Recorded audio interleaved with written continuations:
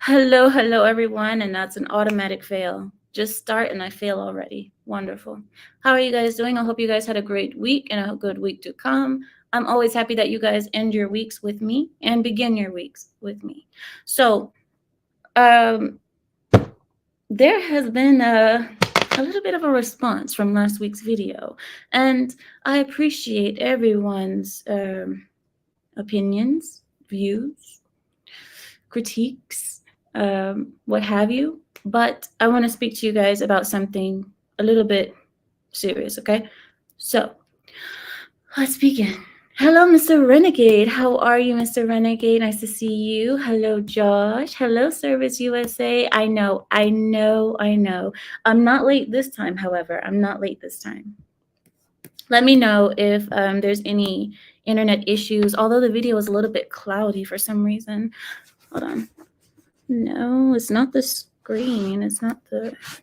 But okay, it's gonna have to be like that for now because I don't want to change the setup. All right, so right.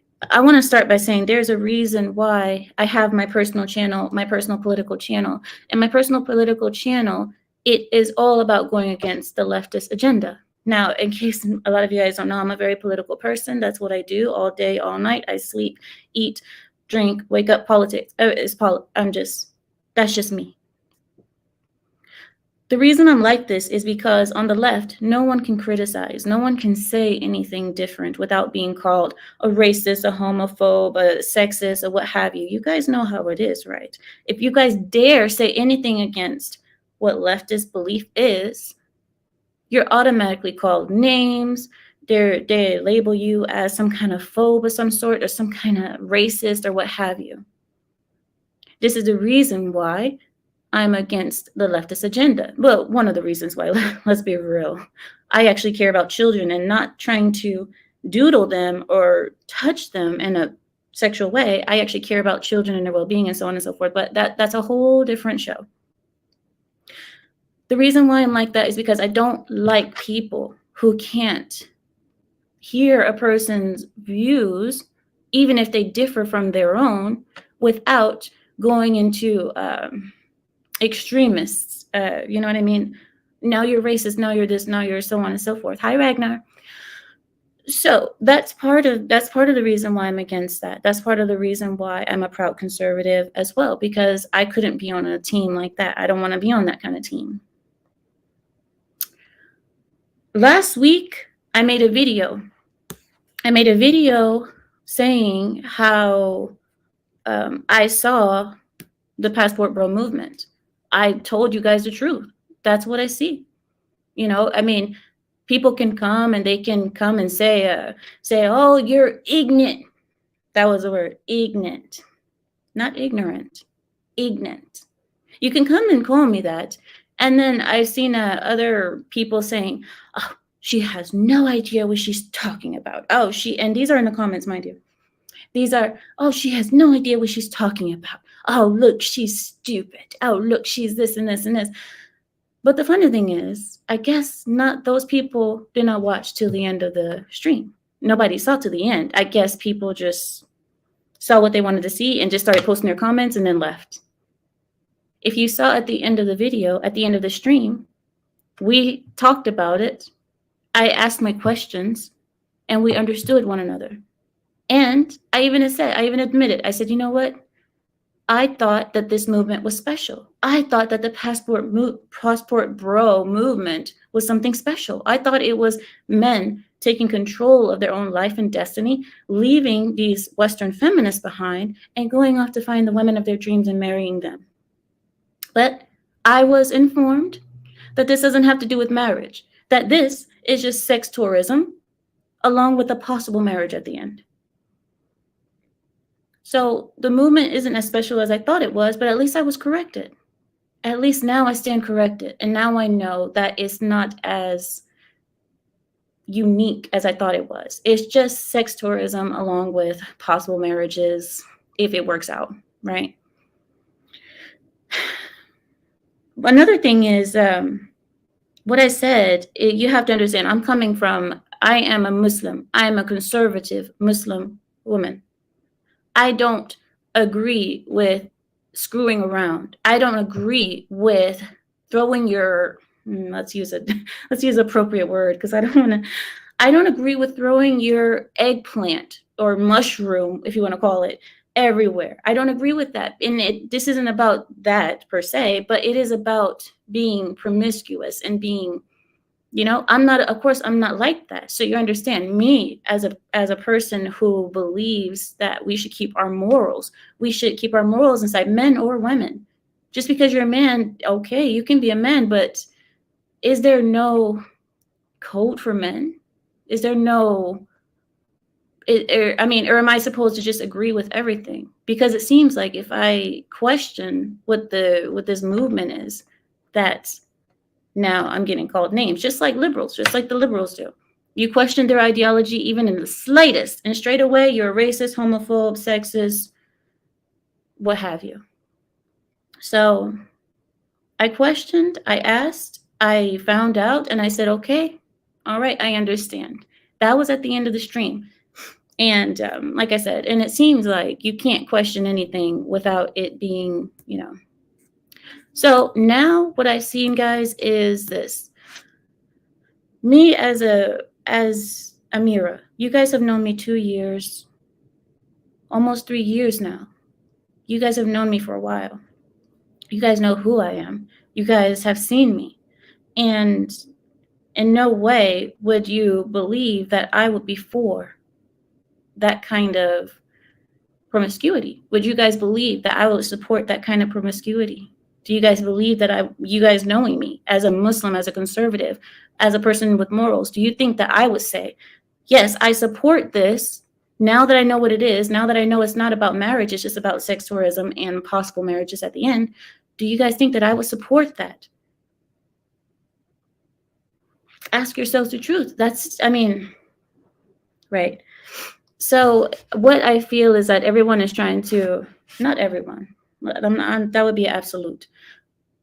A lot of people are trying to say that because I disagree with men going to other countries and buying whores or using the whores, that now I'm a chameleon and I am against men because I said I don't agree with that, with going off to other countries to buy whores, hookers, whatever. I'm supposed to agree with that, or else I'm a chameleon. What I agreed to from the beginning, I agreed that men, if you can't find your woman here, there's nothing wrong with finding her in a different country, because you don't need to limit yourself to I would say options, but you don't have to limit yourself to the options here in America. If this is not what you want, yes, get your passport, marry someone from outside. But what I can't agree with is saying, yes, this is great. You don't like the women here, so let's go use the hookers over there because what? Let me see, what else? Right. So the idea is if I speak to men and I'm having a conversation and I'm trying to have a conversation with civilized men, not men who are going to scream over me, not men, because you understand, when I speak to men, you have voices that are way deeper than mine. Men, you guys can be a lot louder than I can. Men, I can never rise to your aggression level. It's not going to happen. That's not who I am. So if I have this kind of interaction where I'm trying to speak with the person online or something, we're speaking about this topic. If I feel that I cannot have a civilized conversation, or the person on the other line is a little bit aggressive, or they're just so excited and they just can't control themselves and they have to speak over you or ramble or what have you, I will put you down. I will put you down for a second, because I'm going to take you off for a second, because I need to control my stream. I have to control it. I cannot allow all the men to just run over me, because that's what will happen. Because me as a woman, of course, I'm just a girl. You guys saw last time, I want to say it was about 5 or 6 men speaking versus one Ameera. One. So when I did that, I guess the criticism was, oh, look, she doesn't want anyone to speak over her. Oh, he's winning the argument or something like that. That's what I saw in the chat. I thought it was funny because I guess that's the way we all win arguments, is just to speak over one another, ramble, and then you're the winner, automatic winner. And that's another liberal tactic. That's another thing that leftists do too.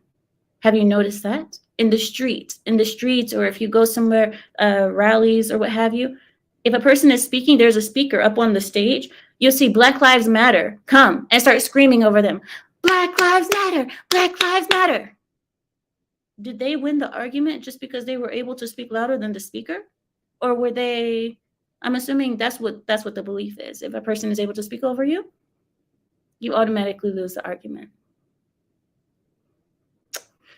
So there it is. I don't know. Like, I mean, I didn't think that it was like that. I never thought that it was a space where you can't ask any questions. You can't speak to the people and say, look, this is what I see. This is what I disagree with, without all of a sudden being called names, being insulted and all that kind of stuff. You guys, I hate to break it to you.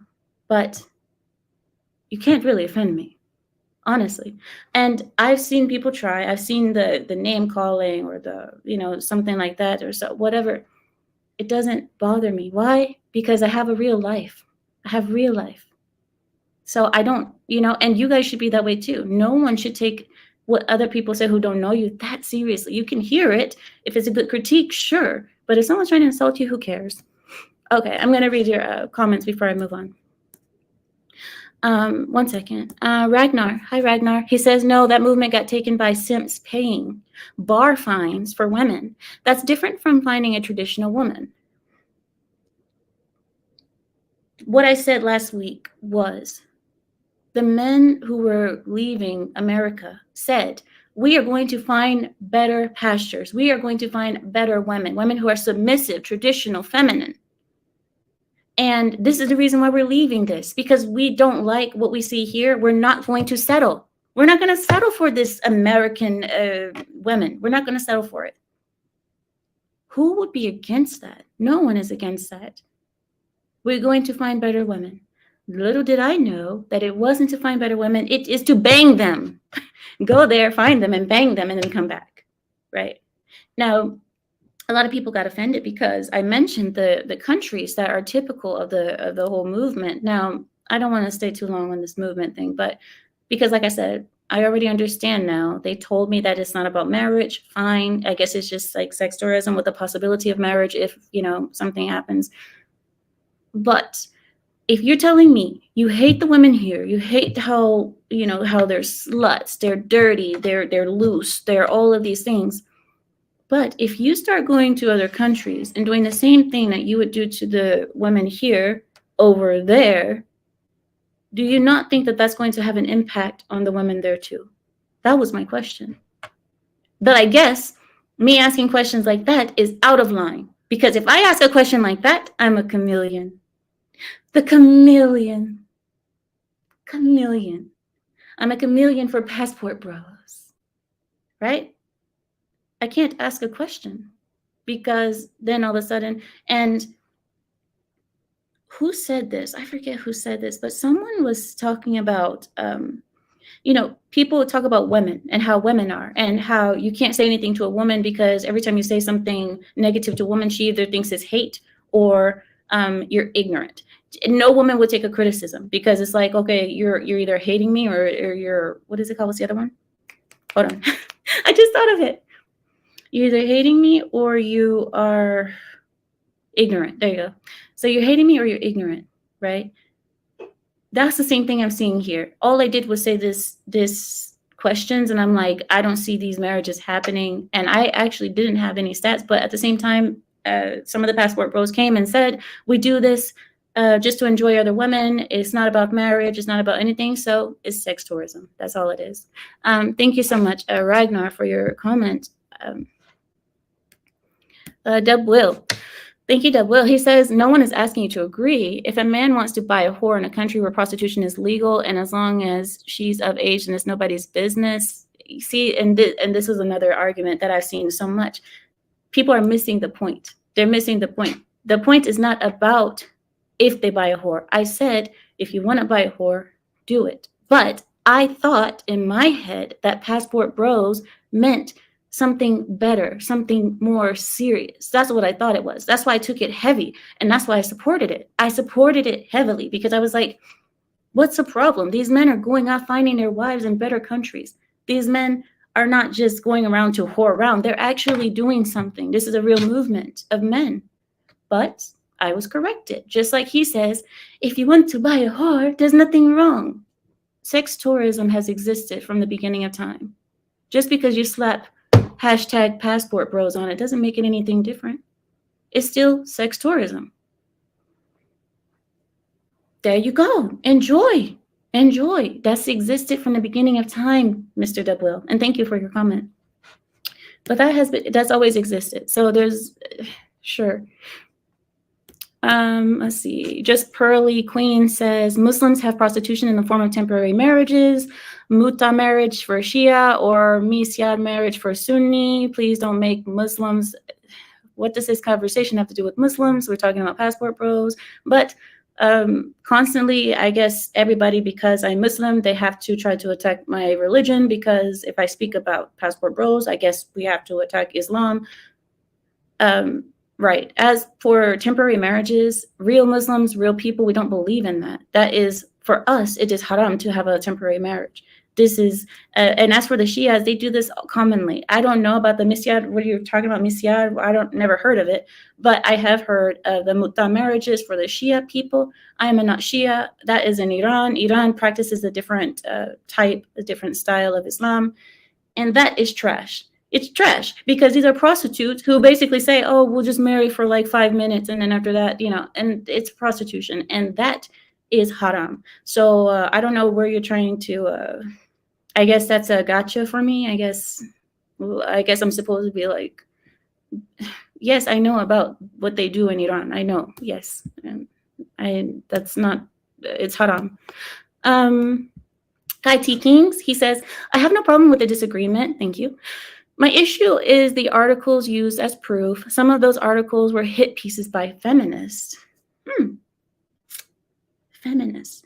I will check that out. I will see about that. That's a valid criticism. I'm not sure about that, but all I knew was that what I saw didn't match with what I thought the ideology was about. And that is the truth, because that's, and that's when they came and tried to correct me and say, oh, Ameera, you're stupid, you're ignorant. Oh, this is a bad look. You can't talk about this. This is not okay. So what is the difference? They told me, oh, it's not about marriage. It's about going off and enjoying your life with just different women. Cool. Awesome. Sex tourism. Wonderful. The only thing that I worry, you can't tell people what to do with their bodies, of course.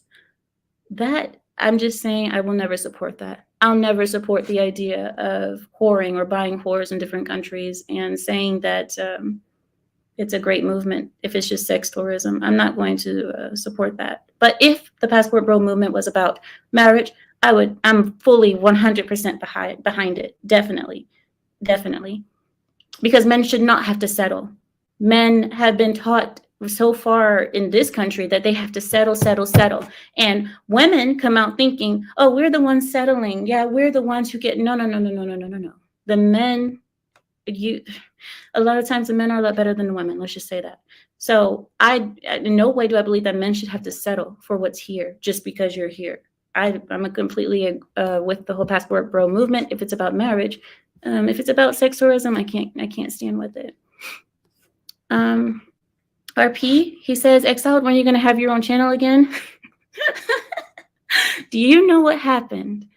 Oh my God. So my channel got deleted because I spoke about some things involving rainbow flags and minors and children and all of that. And you're not allowed to do that. You're not allowed to do that because YouTube doesn't see people who stand up for children. They don't take them very lightly. They hate people like me. Yeah, I mean, Ragmar says we won't settle. Exactly, and you shouldn't. That's why I said I agree with it, but I can't agree with the whole, like, buying whores and all of that. No. I mean, I have standards, guys. I'm Muslim. I am a Muslim conservative. You guys cannot expect me to be in agreement with something like that. And personally, I don't see how so many men are so hell bent on defending it, who are like, yes, yes, yes. Oh, they're policing our genitals. It's like, policing your genitals. I have no look. As for when it comes to that, that's a very vulgar thing to say. If someone is speaking about marriage, does that mean that they're speaking about your genitals? If they're speaking about anything, does that people's minds go straight to their genitals? And it's like, no, we're speaking about ideologies here and movements that I'm supposed to support. I can't support that. Oh gosh, the world is running out of virgins. You know the saying, no hymen, no diamond. Shout out to Undead Chronic. No hymen, no diamond. Caressa, hi Caressa. She says black men are trash, that's why. Wait a minute. They bring that trash energy everywhere they go. I'm glad everyone is seeing it now. Caressa, that is, we went from 1 or 2 to like 12. Caressa, I'm not. Thank you for your comment, but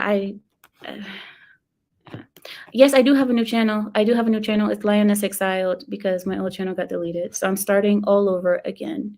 And I will get deleted again. Don't worry. I will be deleted here shortly. Because I won't stand for rainbow flags in schools. I'm not going to stand for it. So they're going to have to keep deleting me again and again and again. And I'm not going to stop. I'm not going to shut up about it. So that's just what that is. The wife school says, yep, they can bring their Western mindset across sea. And that was one of the points that I was speaking about. Now, if I'm not allowed to point out where things could be wrong, the negative side of this, why am I not allowed to say that? Can anyone answer that here? Why am I not allowed to point out the negative side to this? Am I only supposed to say, because men are doing it, it is good? And if I don't say that, I'm a chameleon? I just have to just agree with everything that men say for me to be not seen as a chameleon. Lovely. Well then, if that's the case, you're not going to get that from me because I can't stand for that kind of immorality. I won't. And if that's what they want me to support, I'm not going to support that. And that's okay. That's always okay. You guys don't need my support. But yeah, I see what's happening there. Let me see. Thank you so much, John the Baptist, for the $2 super chat. He says, no one on YouTube knows you. Okay. Thanks for the support.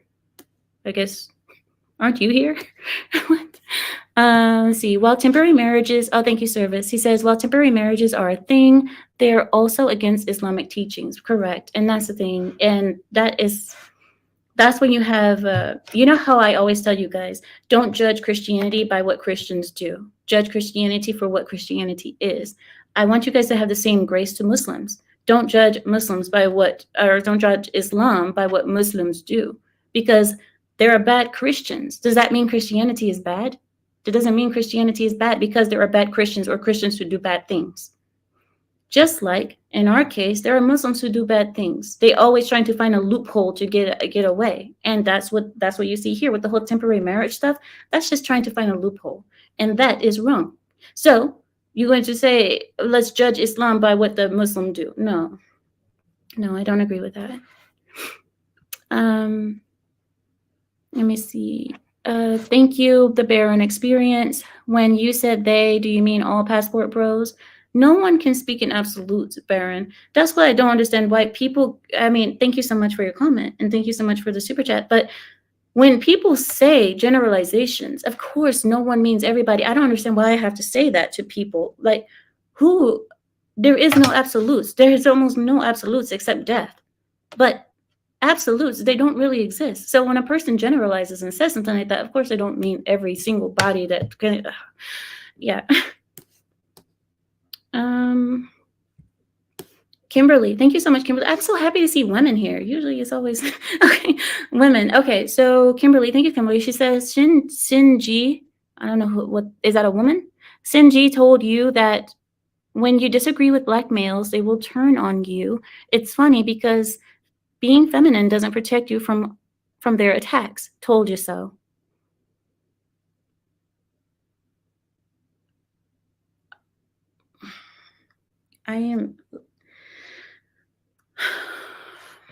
I don't, Kimberly, I don't want to think that it's like that. I don't want to think that that is the case because I could also say that that happens the same way in feminist circles, right? I could say that it happens in every circle, right? So I'm not going to say that only men are doing this. I believe almost every group does this, but we should try to correct one another when it happens. I don't want to generalize 50% of the population, men, and say that. Thank you, Kimberly, for the comment. Just Pearly says Nisyar and Muta are not haram. Okay. I guess this person is going to teach me about my. She says they haven't been settling for anything. They want to force the women that don't want them to choose them. These women typically are non-traditional. You have been bamboozled, sis.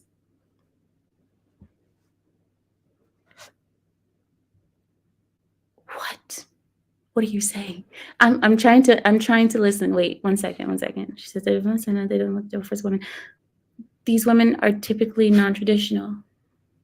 When you see the women over there, like over there in the countries that they're going to, I've noticed that they're pleasant, they're smiling, they're happy. That's one thing that I've noticed that you don't see in America. That's the thing that you don't see in America. And I've even said that to you guys from my own experiences living in different countries. When I lived in other countries, women are a lot more pleasant. That's all. That is something that I'm sure every man would love, to just be around women that are kind and happy and smiling and not always so mean. If you see Western women, they're always like, what are you looking at? Why are you looking over here? Don't do this.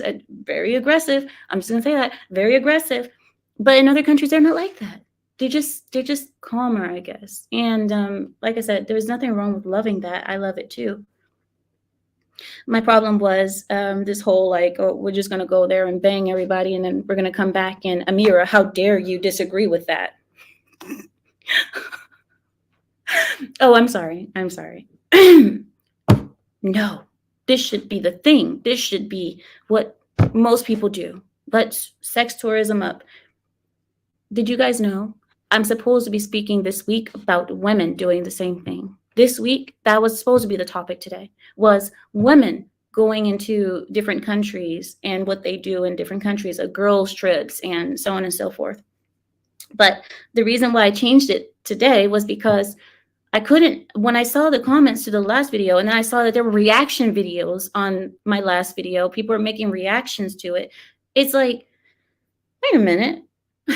Wait, I'm thinking to myself, why would you be upset at someone who just didn't understand your ideology? You're gonna get mad. You're gonna call names. You're gonna do like this just because the person disagrees.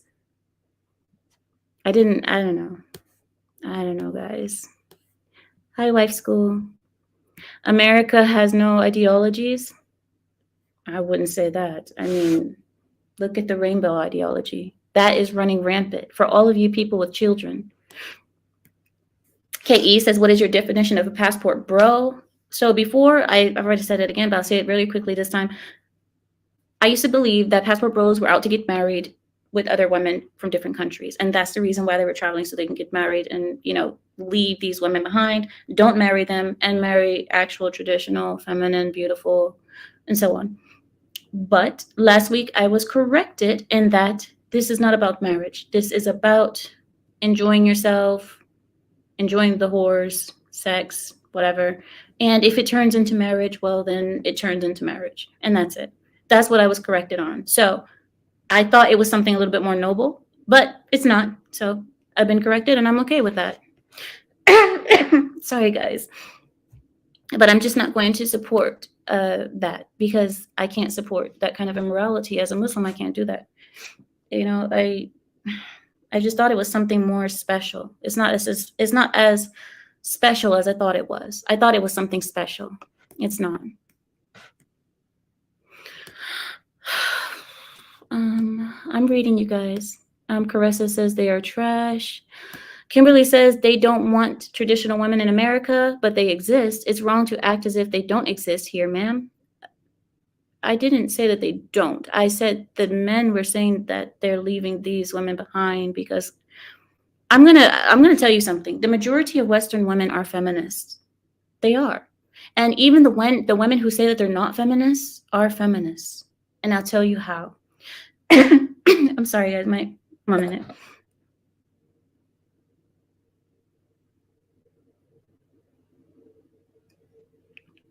Sorry. Even the ones who say that they're not feminists are, and I'll tell you how. If a woman says that they believe that women should vote, they are feminists. And the majority of women will not give up that power of voting. So, in my view, if a woman says that they believe that women should vote, I believe you're a feminist. Or you have some kind of feminist inside of you. You know, maybe you're not a raging feminist, but you have that feminist seed inside of you. That's what I say.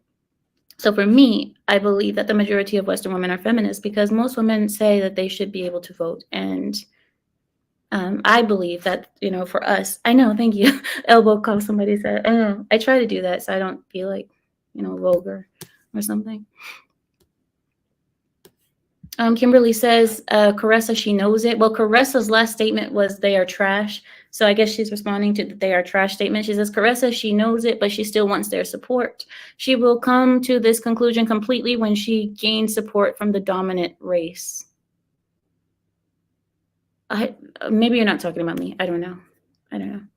Thank you, Mario, for the $2 super chat. He says, have you ever thought about going to Rumble? I do have a Rumble account, but you're not allowed to stream on Rumble until you get a certain amount of subscribers, and I'm a little bit under. I'm just slightly under that amount. So when I do get my freedom to stream, I will. And there, I am going to let loose. I am going to let loose. I am going to say everything that I've been holding back my whole entire life. I am going to release. I'm going to release it all because I need it. I need that escape, and I need people that understand me, and I want to know who my tribe is. I want to know. So people who, if you guys see me on Rumble and the live ticker goes on, you guys better know something's about to happen over there. It's going to be bad. Mr. Renegade, he says, listen, stop verbally manifesting your new channel, get nuked. You always do this, lol. It's because I already know, Mr. Renegade. Okay, you're right. Maybe you're right. Maybe I have brought it onto myself by always saying that my channel is going to get nuked. But Mr. Renegade, you've seen what goes on over there. Thank you, Angel Bass. She says, Ameera, stay strong. Always love you. Thank you so much. I appreciate you guys' support and love that you guys give me. Oh my gosh, he's here to troll again. Oh my gosh. Okay, stop it. I remember last time I was like, stop trolling me, please stop. But welcome back anyway. I'm happy to have you here anyway. Thank you so much, Suk, for the $4.99. He says, women from other countries, they respect their husbands way much better than here.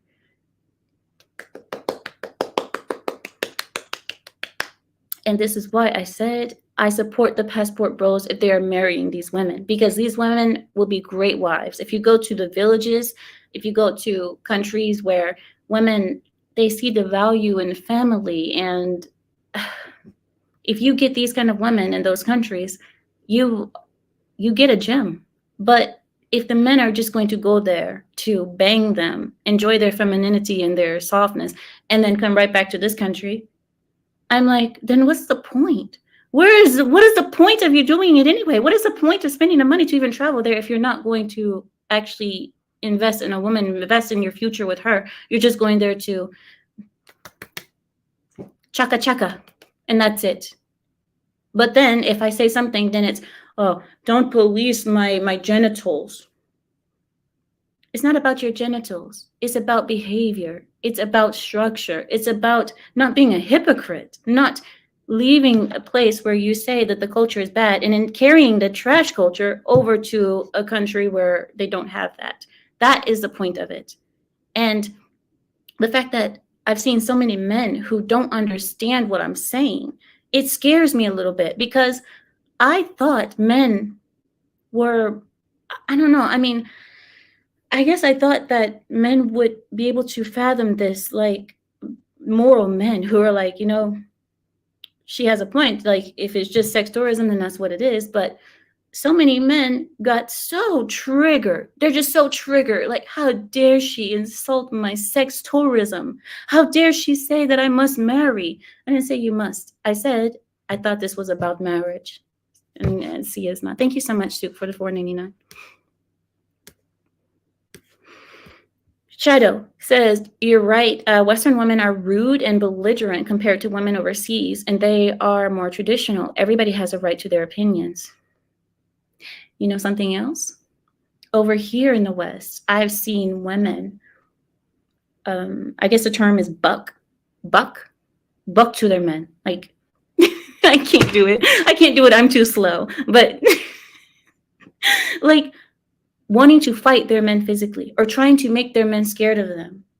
Like, yelling in their men's faces like this, yelling at them, telling them what is and what is not, and in public for everyone to see. One time, a man slapped his woman in front of me at the store. They were in the grocery store parking lot. And the woman, she was attacking him. She was hitting him in public, outside. I'm like, what you doing? You're home? That's not my business. Outside in public, this woman is acting crazy like that. And he slapped her. He slapped her right across her face. And she stopped. What do you know? I don't know why I'm coughing, guys. I'm sorry. I don't want to, I don't want to, mess up the show, but it's just, oof. Thank you, Hugh. Thank you so much. Put your channels in the chat. I can't. I really can't. I don't have the thing. I'm going to put the link in the chat, though, for you guys to join if you guys want to. If there's anything that you guys want to bring up about what happened, then share. Kimberly says, we are feminists. It's our country and our culture. It doesn't make it wrong. That's like me saying your culture is wrong. It's just different. You know, it is wrong, Kimberly. It is wrong. And I know what you're saying. I understand what you're saying, that it's just different. There's just differences and so on. But I'll tell you why it's wrong. Because the culture that you have here today in America is leading to nothing but poor results in the family structures, in society. The societal structure that we have here it's gone. So it is wrong. Something is wrong with the society. And I can understand how you would say, well, the Middle East isn't perfect. It's not. But one thing we keep is the structure of the family. Our families are intact and they're strong. And that's what I don't see here in the West. I don't see strong families much. I see a lot of brokenness in the families. And people ask, well, what are the root of that? The root is not respecting the men. So when men say, I'm going to find a wife in a different country because these women here were raised up believing, it's okay, honey. You can do exactly what a boy can do. Whatever he can do, you can do better. No, she can't. Don't tell your daughter that. No, she can't. She cannot. But women are brought up thinking that here in the West. In the West, we are taught as women, no, there's never, ever a reason to hit a woman. There's never a reason to hit a woman. Never. No matter what she does, you must never strike her. There's never a reason to hit her. What is that leading to? That's leading to a bunch of women out of control, and because they know nobody can do anything to them. So Kimberly, I respectfully disagree with you. It is wrong. What's happening here is wrong. And we are seeing the results of it. We're seeing the results in the children. We're seeing the results in the women and in the lack of marriages.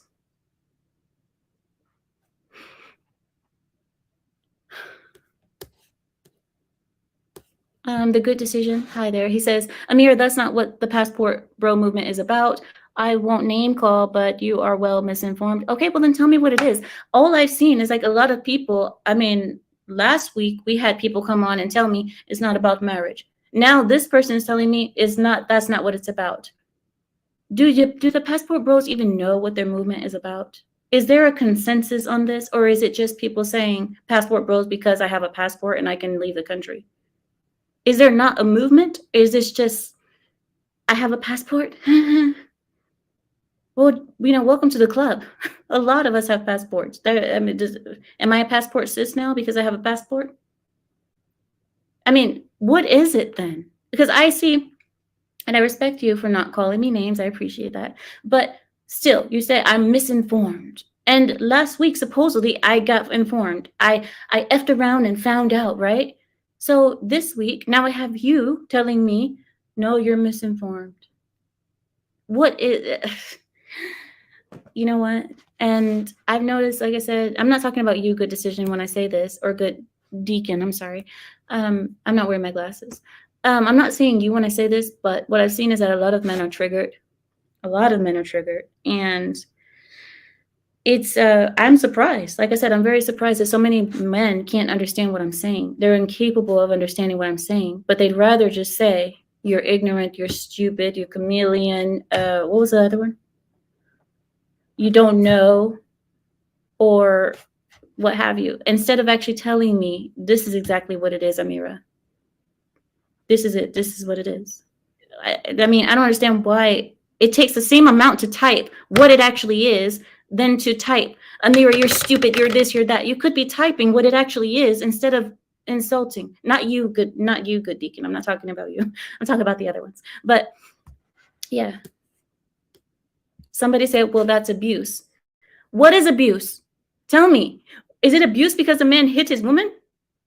But or are you saying that because she was hitting him first? You understand? She was hitting him first. So I hope you're speaking about what she did instead of saying because he slapped her, that's abuse, because she well deserved it. Let me see. Okay. I'm going to go to the end because I can't.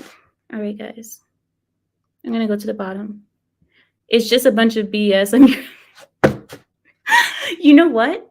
At this point, I'm starting to think that. And that is sad. That is sad because, like I said, I always supported this. I always said men should never have to settle here. They should, get your wives in different countries. And then now people are coming. It's not about marriage. Okay, well, get your whores in different countries. It's not about that either. Then what is it about? Oh, it's about enjoying. Okay. So are you changing anything? No, we're just going. Okay, so it's tourism. It's just tourism then.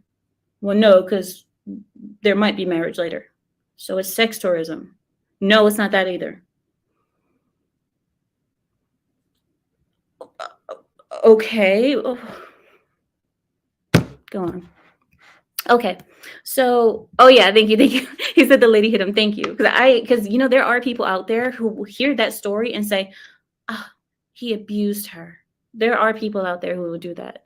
Thank you, Service, for the $5 super chat. He says, not everyone can go on this arc, Ameera. Please, oh, sorry, not please. Let pigs lie in mud they love so much. I don't know if I understood that, but thank you for the $5 super chat. I don't know if I understood that. All right, guys, I'm going to put the link in the chat right now. I'm going to put the link in the chat so anybody who wants to come on can join me if you please. Okay. I hope that JR can pin it to the thing because I don't know how to do that. I don't know how to use it, but I'm going to put it in from my other account. You guys will see it come up under Ameera Al-Wahbi, and that is my other channel. You guys can use the link there. Okay. They need a spanking? Who are you guys talking about? Oh, I see. I see. Somebody said these women need a slap on the rear. I'm not gonna say that. I'm not gonna say that. Kimberly, I would never hit a man or argue with one. That's just me. That's very good. That's very good because we as women will never win unless they let us win. But we'll never win. So you're preaching to the wrong one. You think because I'm a feminist, it's okay to hit a man? Nope. No, that's not. I wasn't talking to you. Maybe you're talking to someone else. Maybe you were responding to someone else. No, I'm not speaking to you about that. I'm not saying you particularly. I'm saying anybody, male or female, you should never put your hands on anyone. I agree. I agree, kind of. Because I also agree that there is a level of violence that is appropriate for certain times. Example, you have children. If you spank a child, like you have told the child once, twice, 3 times, you have put them in timeout, you have done this, you've done that. After that, you're like, okay, it's time for corporal punishment. You punish the child corporally to see if that helps, if it works there. I believe that men should be able to discipline their children. Men should be able to discipline their wives. I don't believe that abuse is right. I don't believe abusing someone is right. But I do believe that there is a level of I hate to call it violence, but it is a level of violence that is that's not abuse. Right. Anyone who disagrees, please come up. I'm not gonna have it though. I know I'm not, because the reason is like last time, it was more sensational just because you had the passport bros that were triggered. Of course, it's triggering for a lot of the men. They got triggered about it. So, what was I gonna tell you guys? When you guys see what I was talking about, like about the political way that I am, when I saw what happened here, when I spoke out against the ideology, I was just confused, right? I just want to know what it is. And I'm still confused, I guess, because somebody just came and told me I'm still wrong. But when I spoke out against it, or I spoke about it, or in the hypocrisy that I saw, you saw how the response was. I got the same response when I used to speak about the liberal politics, when I still speak about what they're doing to children, I get the same response that the men did last week. And that's why I was so surprised at the response that I got from the men, because I never seen them act that way just because maybe I didn't agree fully with whatever they were doing, or that maybe I didn't fully understand or something. There's nothing wrong with coming and telling me this is what it is and this is what it isn't, but I never thought that it would be that way. It was almost like the leftists. It was almost like the leftist mob, how they act. The leftist mob does the same thing.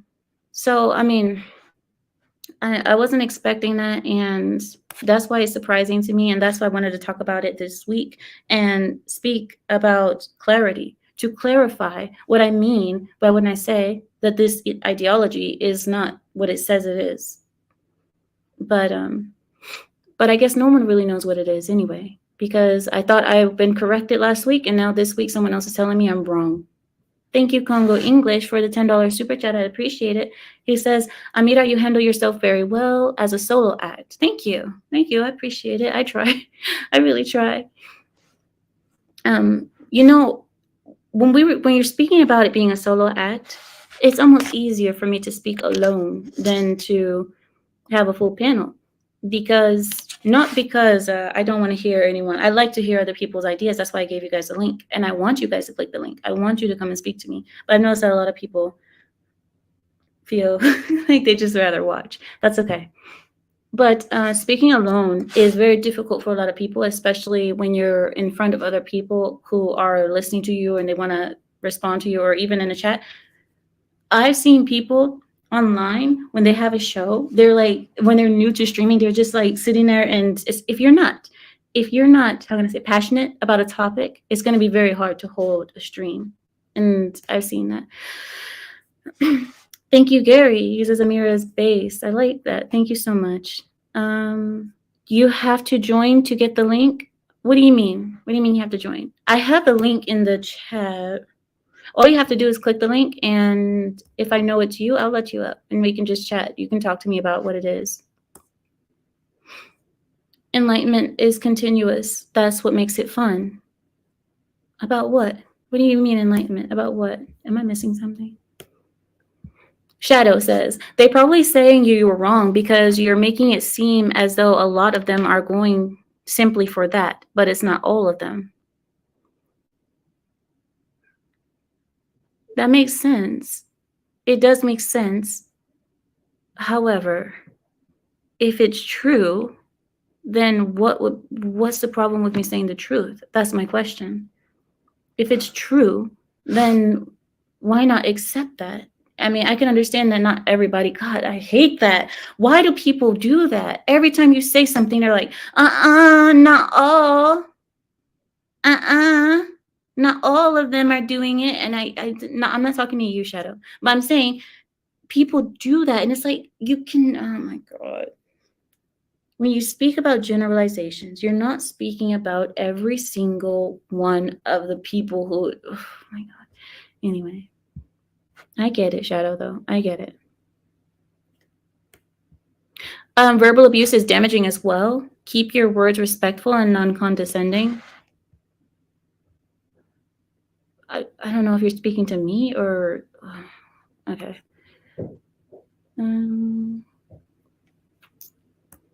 Jem says, I get the what she's doing, all about a woman getting her money. Grammar, people. Grammar. What is that sentence? I get the what she's doing. I think you're just saying, I get what she's doing. It's all about a woman getting her money. I think that's what you were trying to say. And I don't know who you guys are talking about.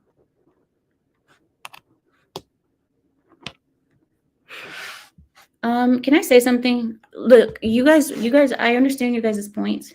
And I understand what you guys are trying to say. When I was speaking about the women not being feminine in the West, again, it's not all. Yes, there are traditional women here, but it's dang near impossible to find. Don't you guys think? Let me ask you. How hard is it to find a virgin? A virgin that is over the age of, 14, 15 in America. How hard is it to find a virgin? That's part of the reason. And it's like you talking about feminist ideology. Well, when women are not taught the value of their chastity, when women aren't taught the value of keeping your legs closed, that's part of the whole feminist ideology. I know Kimberly said that she's a feminist and she doesn't believe in all the other stuff.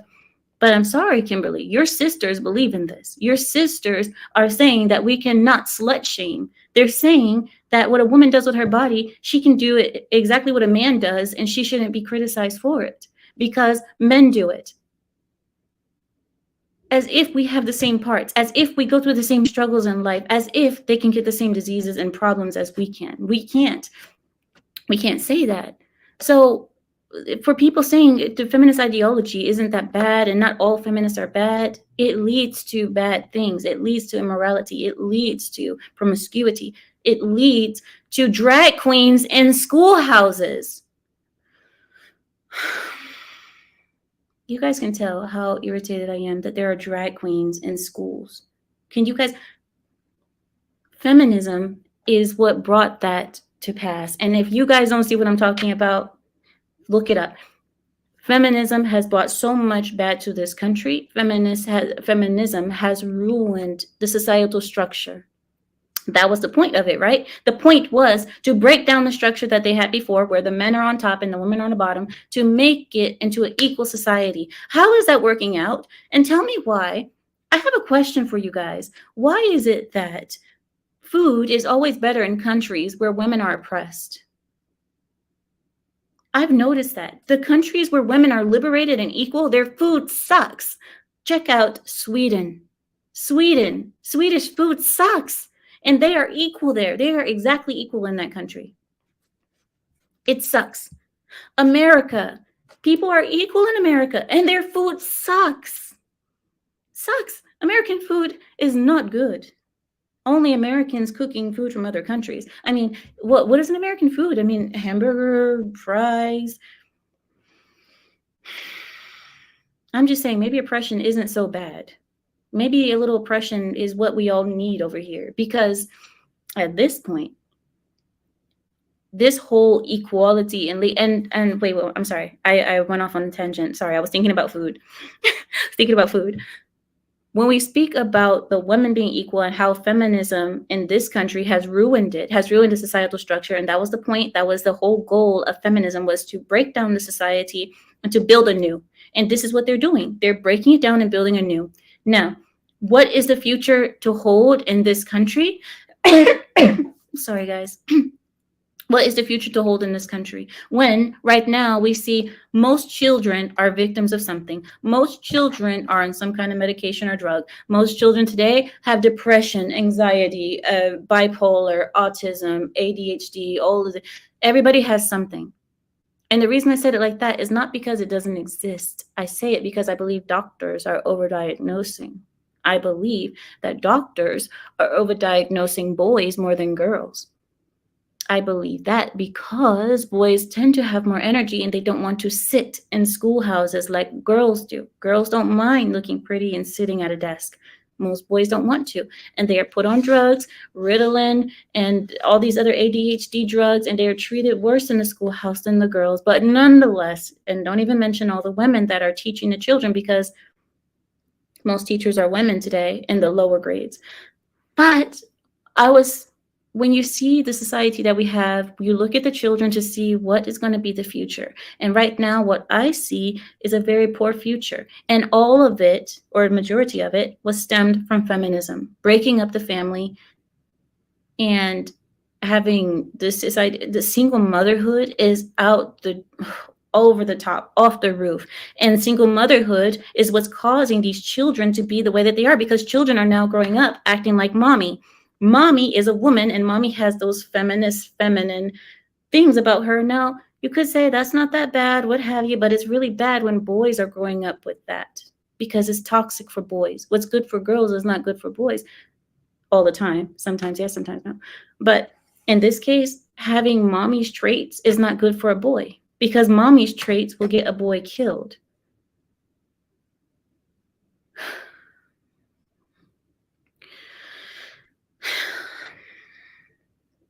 I don't know. And so this is a whole different topic. I know I didn't mean to go off on a different tangent, guys. I'm sorry. I don't mean to, but the thing is, it's on my mind all the time. This kind of stuff is always on my mind, and I'm very observant. I observe, and I'm sure you guys do too. I'm sure you guys do the same thing, but a lot of people refuse to acknowledge or to admit what the problem is. They're just kind of women like Kimberly say, I'm a feminist and I'm not bad. When you support an ideology like that, it gets bad down the line. And when people are asking me to support certain things just because I believe in men, because I'm a men's rights activist, because I'm a men's rights activist, I'm supposed to agree with all men. If not, then I'm a chameleon. This is the whole path that I'm talking about with the leftists. This is what they did. This is what the feminists did. This is how they make it so that no one can say anything against them. No one can say anything, because if you do, you're this, you're that, you're homophobic, you're sexist, you're racist, blah, blah, blah. I don't want that to be the circle that we have here. I don't want it to be that way, where if I say something or if I have a question, that it's going to be like just automatic, hate. I don't know. Maybe I'm looking too far into it. Maybe I'm wrong. Maybe it could be that I'm looking too far into it. Fine. I'll accept that. But I'm going to I'll put it in one more time here. I'll put the link in one more time. 1 second. I'll put the link in the chat one more time. Let's see. There. It's in the chat under Ameera Al-Wahbi. And yeah. Oh, Kimberly. She says, bye, girl. They're not traditional. They only want us to be. Kimberly, why are you not...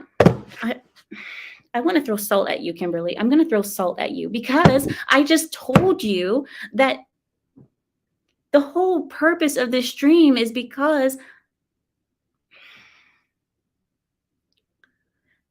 right now is because I said I don't believe that men should that I'm going to support, rather, not that men shouldn't. I don't believe that I'm going to support men buying hookers in different countries under the guise of being a passport bro. And I'm supposed to agree with it and support it. And if I don't, then I'm a chameleon. This is exactly what we're talking about. This is a whole traditional thing. I'm speaking about traditional from both sides in a way, because not many women want a man that has been a whore either. I mean, not a whore, you know what I mean? It's like a lot of women don't want virgins, but at the same time, you don't want the whore of the neighborhood. When I'm speaking about tradition, I'm saying on both ends. I mean, men don't have to be as pure and as virginal as women, but at the same time, can we get a little respect for ourselves here? That's what this whole stream is about, Kimberly. And how do people not see that? Am I not speaking clearly? Am I not saying things right? Is my English that convoluted and wrong that I'm trying my best to explain? I'm trying to. Nobody. I'm going to get on my soapbox. Nobody understands me. Imagine this is wine. I'm a feminist now. Like, what? Not a feminist. I'll take it back. Okay, Kimberly, relax. I'll take it back. But I'm going to be one of those women now who are like sitting with the ice cream box, sitting here with a glass of wine, looking at TV shows and soap operas saying, nobody understands me too. You guys are making me like that. And I was never like that. I've always been very much like this, very calm, but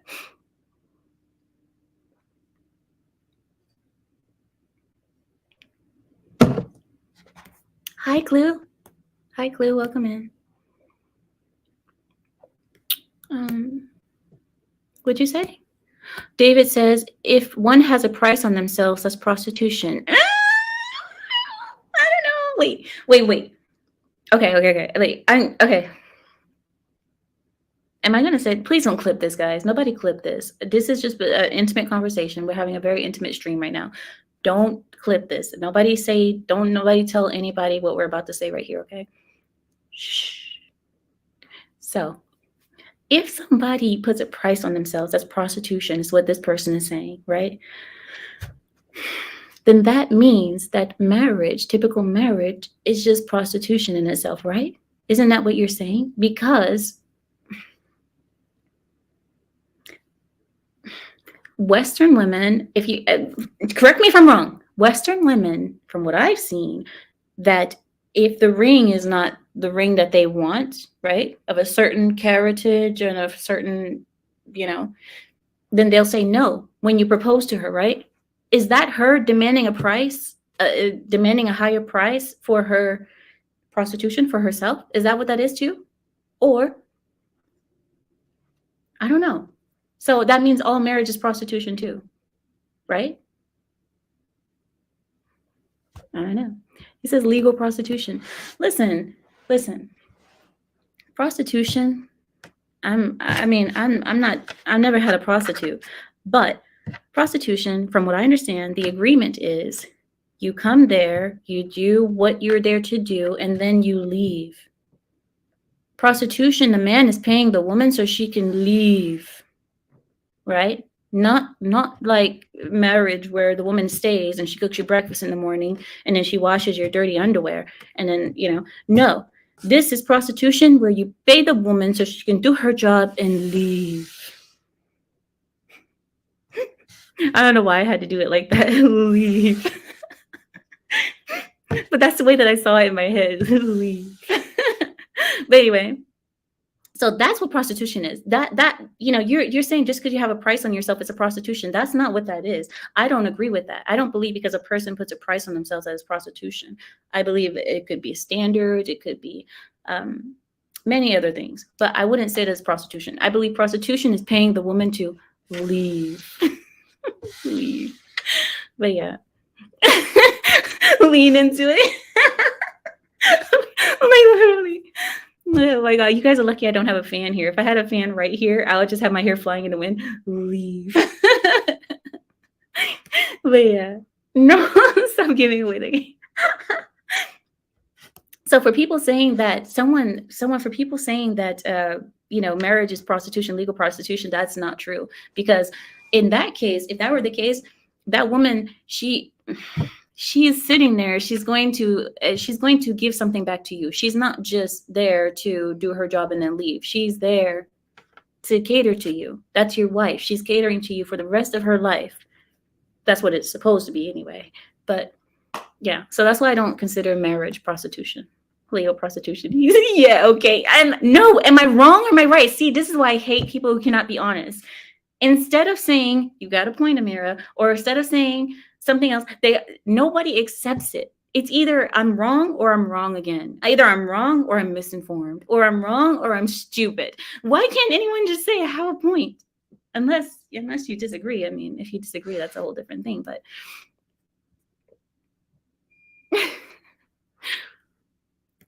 is it not? I'm sorry. I'll put it back again. I see your comment finding love in Dominican Republic. I'll put it again. Finding love in the Dominican Republic. It sounds like a song. Oye, ¿cómo va?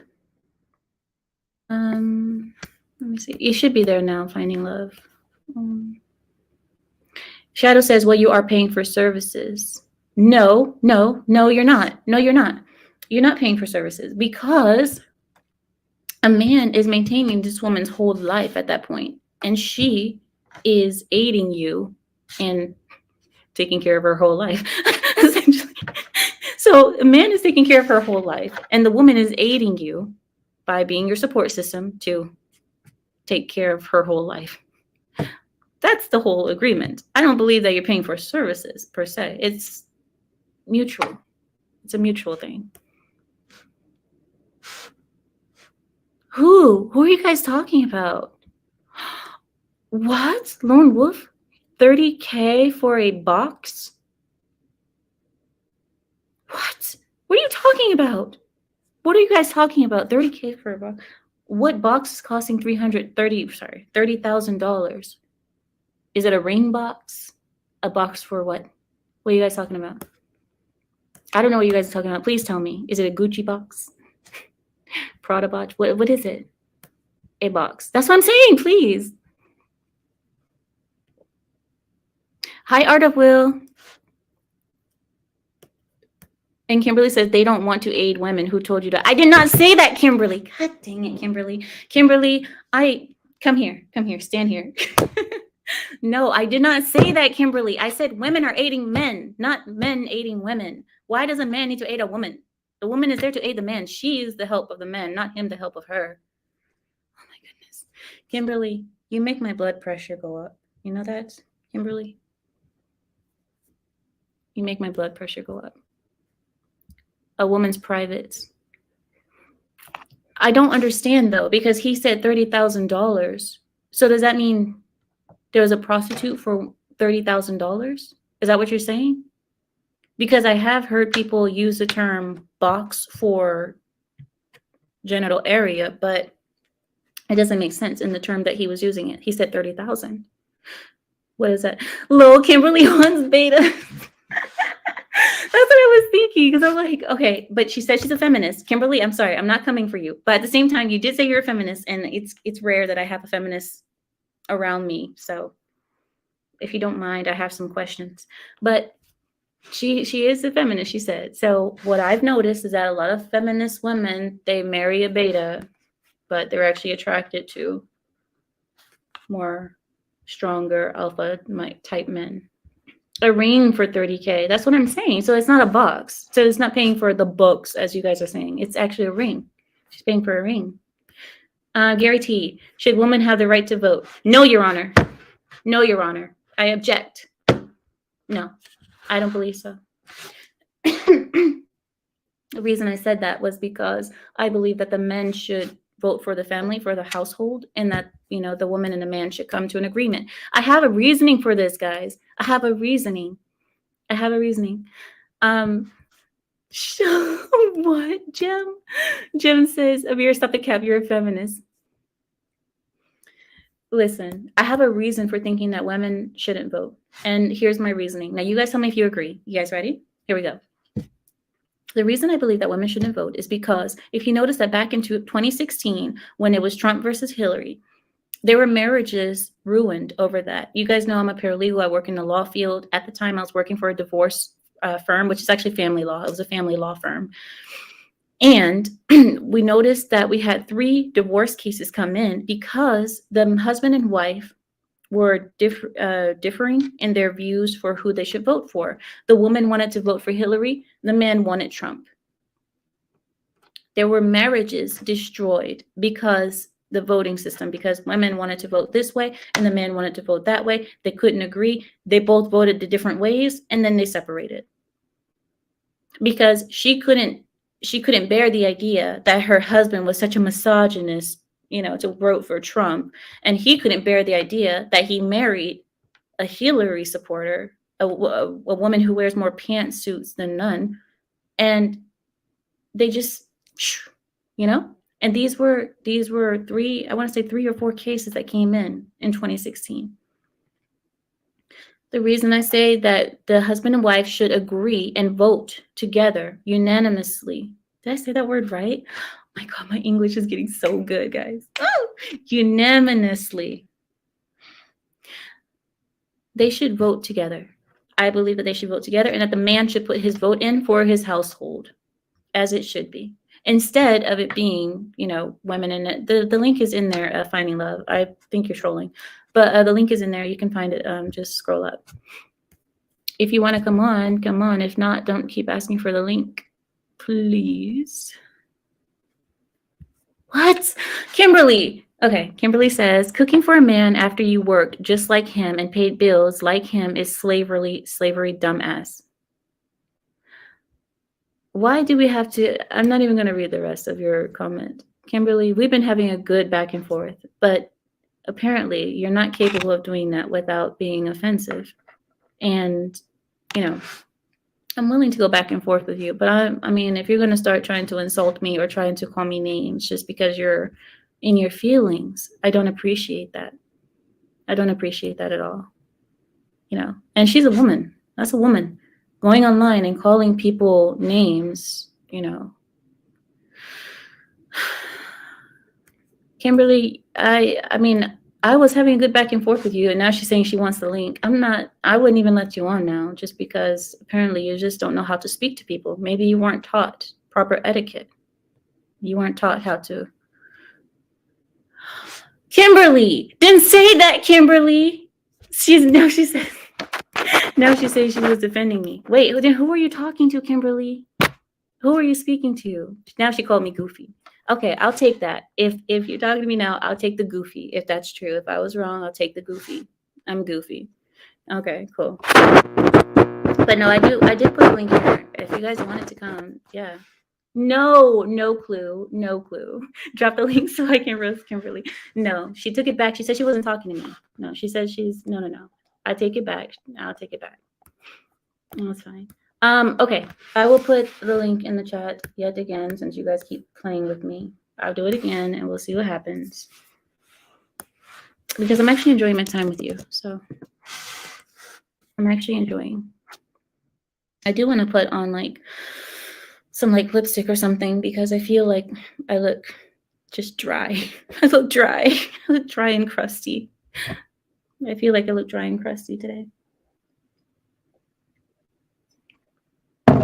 Okay. No, guys. No. She was speaking to someone else. She's not talking to me. It's okay. Hi, Dex. He says, why weren't y'all woke before? Why did it take this becoming more normal for y'all to peep game? Which issue are you speaking about? Dex, which one are you speaking about? Are you talking about the left, like the liberal left? Or are you talking about? I'm not sure exactly what you were speaking about there. I look fine, thanks. I do. Natural. I hate it though, because I feel like I look dry and crusty, oh, there was something else I wanted to speak to you guys about. Okay, I have an insecurity and I'm going to speak on it just because I'm not afraid to say it. I'm not afraid. Everybody has their insecurities. I'm not the only one. So if you guys judge me, you might as well judge yourself, because I'm sure you guys have insecurities as well. One of my insecurities is this. I have been called out for wearing lashes, for wearing the extensions, the lash extensions, right? Now, I messed up like 2 years ago, around 2 years ago. I messed up, and I wish I would have never done it. But what I did was I tried eyelashes for the first time, like 2.5 years ago. I tried them for the first time and I hated them. I hated how they looked on me. And I'm sorry, 3 years ago. And then, yeah, 2.5 years ago, I started wearing them. But 3 years ago, I hated them. I hated how they looked on me. I felt like a drag queen. I looked weird. I was like, they didn't feel right. They were uncomfortable and all this other stuff. Now, after that, I didn't wear them ever.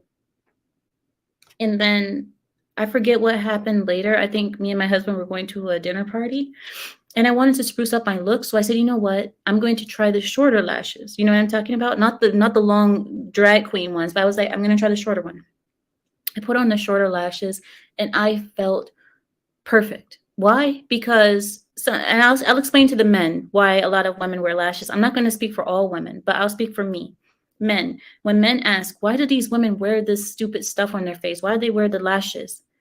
Now, this is what my reasoning is. My reasoning is because when you wear eyelashes, you don't have to wear mascara. So mascara is the eyelash extending gel stuff, like stuff that we put on our, it's makeup. When you wear eyelashes that are not too long, it looks like you're already wearing mascara when you wake up. So you don't have to put on makeup because you don't have to wear makeup because you have on eyelashes already. Does that make sense? You don't need to wear the makeup. So this is why a lot of women like it, because you don't need to put on mascara and you can still have the mascara look, even though you're not wearing mascara. What I did, I put on the strip lashes, the shorter ones, and they were so adorable and I felt so good and I felt great. I didn't wear mascara. I didn't wear anything. I took them off and I was like, okay, fine.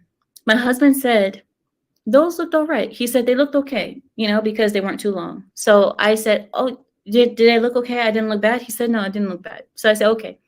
After that, I went to get them done professionally. This is where I messed up. I went and got them done professionally. And ever since then, I have had an addiction or an insecurity about it because now I don't like the way I look without them. Does that make sense? I don't feel right without wearing them. So this is where a lot of women get into this stupid cycle of wearing these stupid lashes on our faces. And sometimes I think about myself and I'm like, I hate that I keep wearing these things. I want to take them off, but I don't think I look bad. I don't think I look bad because I don't wear them super long or like the drag queen. You guys see some women who wear those really it's just too much. I don't think I wear too much, but at the same time, it's an insecurity now because you worn it and you got used to seeing yourself with them, that when you take them off, you don't like the way your regular lashes look. So, Twizzy says, take them off real quick. Let's see what it looks like. I don't have on the take off ones. I wear professional ones. The professional ones, you can't take them off. If I take it off, it's one eyelash at a time. It's not a strip. So if I take them off, I'm actually ripping out my real eyelashes. You understand? I wear professional. So that's the reason why. And I have this insecurity and I'm sharing it with you guys just in case there's other women who possibly have it too. I don't know if there's other women who have it, but I'm curious to know if any other women feel that way too, because I'm upset about it. I took off my professional ones. I told them to take them off like a month or two ago.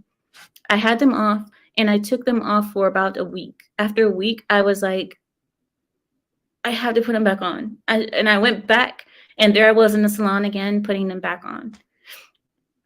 So yeah, that's my insecurity. That is my insecurity. Yeah.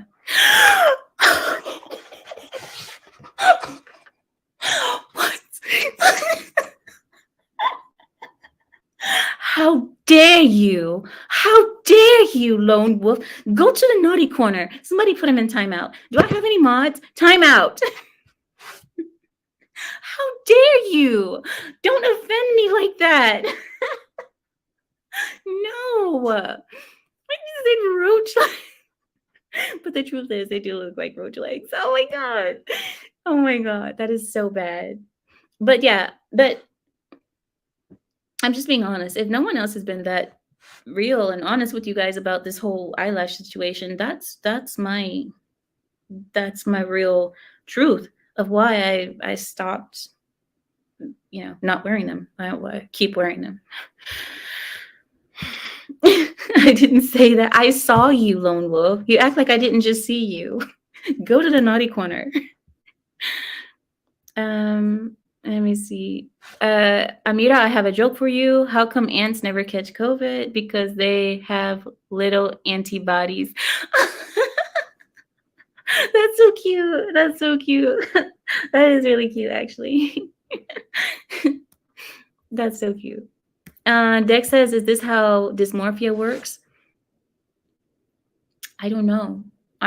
But I wanted to ask the women that question because I can't be the only one who that's happened to, where you were fine before and you even felt weird the first time you ever wore them, but all of a sudden you're stuck with them. You feel weird without them. Now you're addicted. It's an addiction. These things are expensive. You know how much these little Asian ladies charge to put these roach legs? You know how much they charge to put the roach legs on me? They charge, let me see, for a new set, it's about $170. And then every 2 weeks you come back to get them filled, and that's another $70 to $80 every 2 weeks. All for roach legs. Yeah. Too bad we don't have roaches in the city. I could get these things for free if I could just decapitate some roaches. Not decapitate. What is it called? Amputate. If I can just amputate some roaches, I could save so much money. I have never seen a roach here. Never. This whole town I live in, the whole area that I live in, I've never seen a roach. Never. We don't have them. We barely have mosquitoes. We don't even have mosquitoes. Barely. Yeah. Well aware. I am well aware. Okay. I get it. Okay. I get it. That's what I said. You can't offend me. I understand what it is. I understand what it looks like. And it is what it is at this point. I mean, I want to stop doing this. You guys don't think I don't want to. Sometimes I look and I'm like, God, you can take them off. Just take them off. But yeah, it's yeah. No, we do not have roaches here either. Yeah, some places just don't have them. You guys, I'm gonna start a trust fund. Not a trust fund. I'll start a GoFundMe. We'll do a GoFundMe so you guys will send me roaches. Send me roaches. Send me roaches. All I need is some roaches. This is genius. You only get roaches in poverty. Well, I mean, when I lived in New York, I've never been in poverty, but when I lived in New York, we had roaches. I mean, roaches would like come into the areas and stuff like that. Like they would be outside into the restaurants. We'd go to the restaurants and restaurants would have them on the floor. Now the restaurants weren't dirty. It's just that there was an infestation. They're just everywhere. And it's like, yeah. In New York, I saw roaches and it's disgusting. In Miami, I saw flying roaches. They would fly. You're like, oh, it's a bird, it's a plane. No, it's a freaking roach. Look, mommy, it's a bird. It's a plane. No. She's a cockroach. Cockroach. Literally. Yeah. Yeah, exactly, Shadow. He says some places they can still sneak into even if you're living in a good house. Exactly. I know people living in good neighborhoods who clean their house, but yet roaches, just one or two will sneak in. You won't have an infestation because if your house is clean, they have nothing to feed on. But yeah. Ew, really? Hawaii is like that? Well, that's because island areas are just known for them. They're known for them, right? New fear online. It's not a no. No, Twizzy, it's a bird. It's a plane. No, it's an eyelash. Eyelash. Oh, T Kings. Now in New York City, I saw rats the size of cats.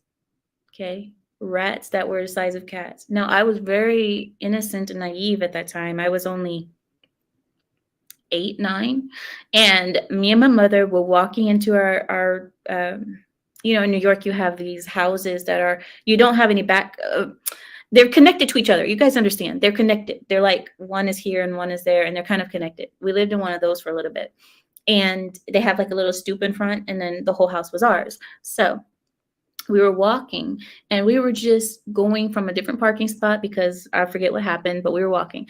And then I looked over, and there was this thing walking, and I really thought it was a cat. I was so innocent at that time. I was like, Mommy, can we keep it? And it was a rat. Come to find out, it was a rat. Horrible, horrible. What? Oh, did you guys know something else? I want to share something else with you guys. Something else about last week. So last week on the thumbnail, I didn't know who that was. That wasn't my thumbnail. But you know, I think we have the team makes the thumbnails for us.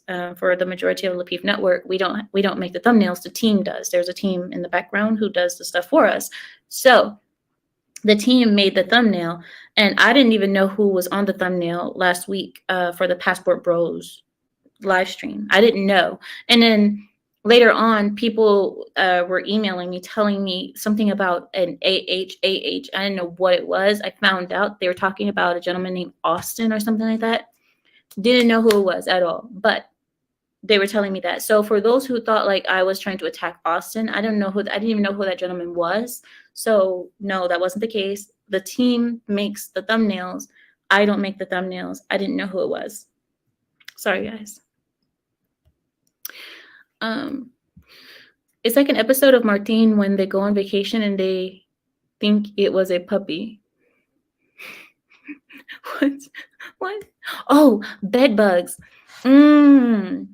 I've never had any experience with bed bugs, never. But I know in New York they were running rampant, but I've never had any experience with that because we've always had very, very hardworking maids, and our maids would make sure our stuff was hanging out into the sun. So I would come home from school and all of our bedding would be outside because they were very, very thorough. So I never had bed bugs, but I heard of them. And that was another reason why my parents wouldn't let me sleep at other people's houses. Well, not just one of the reasons. I would say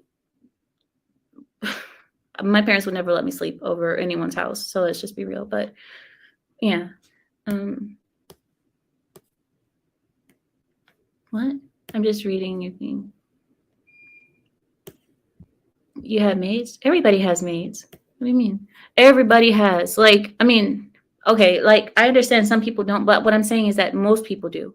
Not in my country and in the countries that I lived in, most people had maids. Most people have people to do that. That's not, I know I'm sounding like wrong. That's not what I'm trying to say. You guys are not understanding.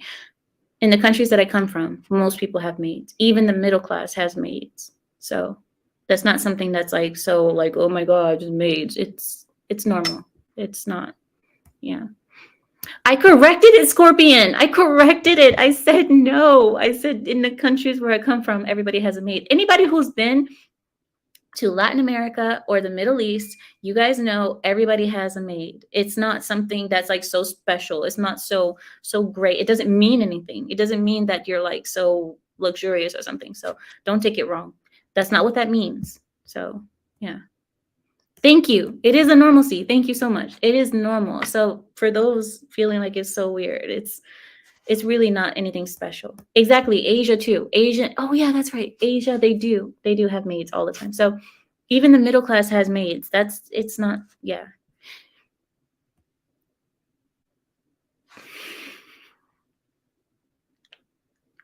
I don't want to say anything. I don't want to say anything because the moment that I say something, I am evil, right? If I say this, I'm evil. But he says it, you guys are mad at him. What is hanging on me? Oh. No, if I say it, I'm evil. Beat the maid. No, my parents never beat our maids. They never did that. We had really awesome maids that were like family. My nanny took care of me the most. Like my nanny was probably there with me more than my mother was, actually.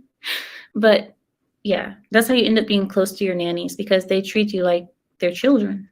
And, you know, that's how that happens. So you said how you poor paying poor people. So in those countries, the reason that the middle class has maids is because so many people don't have jobs, and so many people are in need of money, and so many people are willing to do anything for money. So what they'll do is sometimes, even if you're poor, I mean, you'll be middle class, right? You're not going to be like the poor, and then have a maid. You'll be like middle class. So even those doing slightly better than the poor will still hire someone to live inside their house. So you get free boarding, you get to live somewhere, you get to eat. So that's the reason why you have maids everywhere in those countries, because they need to find a place to live and they need to find a way to eat. And the best way to do that is to go live with someone. And if you're going to live with someone, you're going to contribute. So the way you contribute is by cleaning, watching the children, washing the clothes, cooking. So that's how you have maids. And it doesn't really, it's not like even a hiring process really. It just it just kind of happens. You just end up with a maid. So that's just the way it is. So I know Americans believe that, only the rich and, need a maid. It's like, no, over there, everybody has one. Everybody has one. So we had a few. We had a driver, we had a maid, and our maid did the cooking, the cleaning, the nannying, the child rearing when my mother was too busy to. So it's not slavery. It's not slavery. It's not at all. The reason why people call it slavery is because we take their passports. But when we're taking their passports, it's not because we're trying to trap them. Not always. There are families that do that. But the reason we take their passports is because when you have someone come from a different country to work for your family, your name is on their passport. So I give you an example. I and my family, my father, we buy a maid from Indonesia or an Asian country, Laos, or, understand, Singapore. We buy a maid from over there. Now, when she's coming over here, she needs a passport. On her passport, our family name is going to be on her passport because she is ours right now. Because she's working for us, she is now a family member of ours in the legal sense. So when she comes on the plane, when she gets to the airport, our name is on her passport, so they know who she belongs to. She's ours. So we take her home, and we say, give me your passport, please, because this person is now your responsibility. And this person, you don't want them to run off and do something bad, and that's your responsibility now because she's yours. You brought her here. So we take their passport. But a lot of families, bad families, will take the person's passport, and when the person tries to escape and they go to the police and say they want to go back to their country, when the police come and say, why haven't you let that person go? What they'll do is say, because they owe me a debt. They're working off the debt and they haven't paid back the debt yet. And that story could be the biggest lie ever. And it could be not true, which it most likely is not true.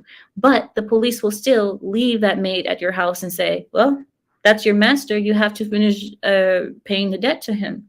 So however long you need to work for him, the police will say, give her a time period that she's going to pay off the debt.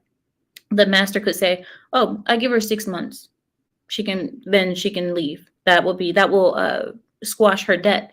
And then when the police come back after 6 months again, the owner could say something like, oh, she broke a vase in my living room that cost $2,000. She needs to work another 2 months. Or she stole money from me when she probably didn't. That is how the slavery happens. Now you understand. It's not like chains and the person is like out in the cornfield with the camels in the Middle East. That's not how that works. We have slavery, but typically that's how the slavery happens. So those are bad families, though. Those are families that abuse the system and who just want to have free labor instead of paying the maid her proper wages. They just want to have free labor, and that is wrong. And now the countries are starting to clamp down on that. Is that the way you use that word? They're starting to come down on that, on people who are using the maids in that way. So it's starting to not be a thing anymore. So So when people talk about slavery, that's what it is. That's what they're doing. They just take away the person's passport and say that they owe wages, and they don't. But yeah, and keep them working for free. It's really bad. Very, very, very bad. So, but yeah. But like I said, those are just the bad families. The majority of families who take their maids' passports is not because they want to make them work for free. They're still paying them their wages and so on and so forth. And they give them their passport when it's time for them to go back to their country. The majority of decent families will never do that. Most families are decent. Most families don't do that. So when you're speaking about this, guys, don't think that this is a common Middle Eastern thing. This happens, but it's not the majority of us doing that. It's a very few.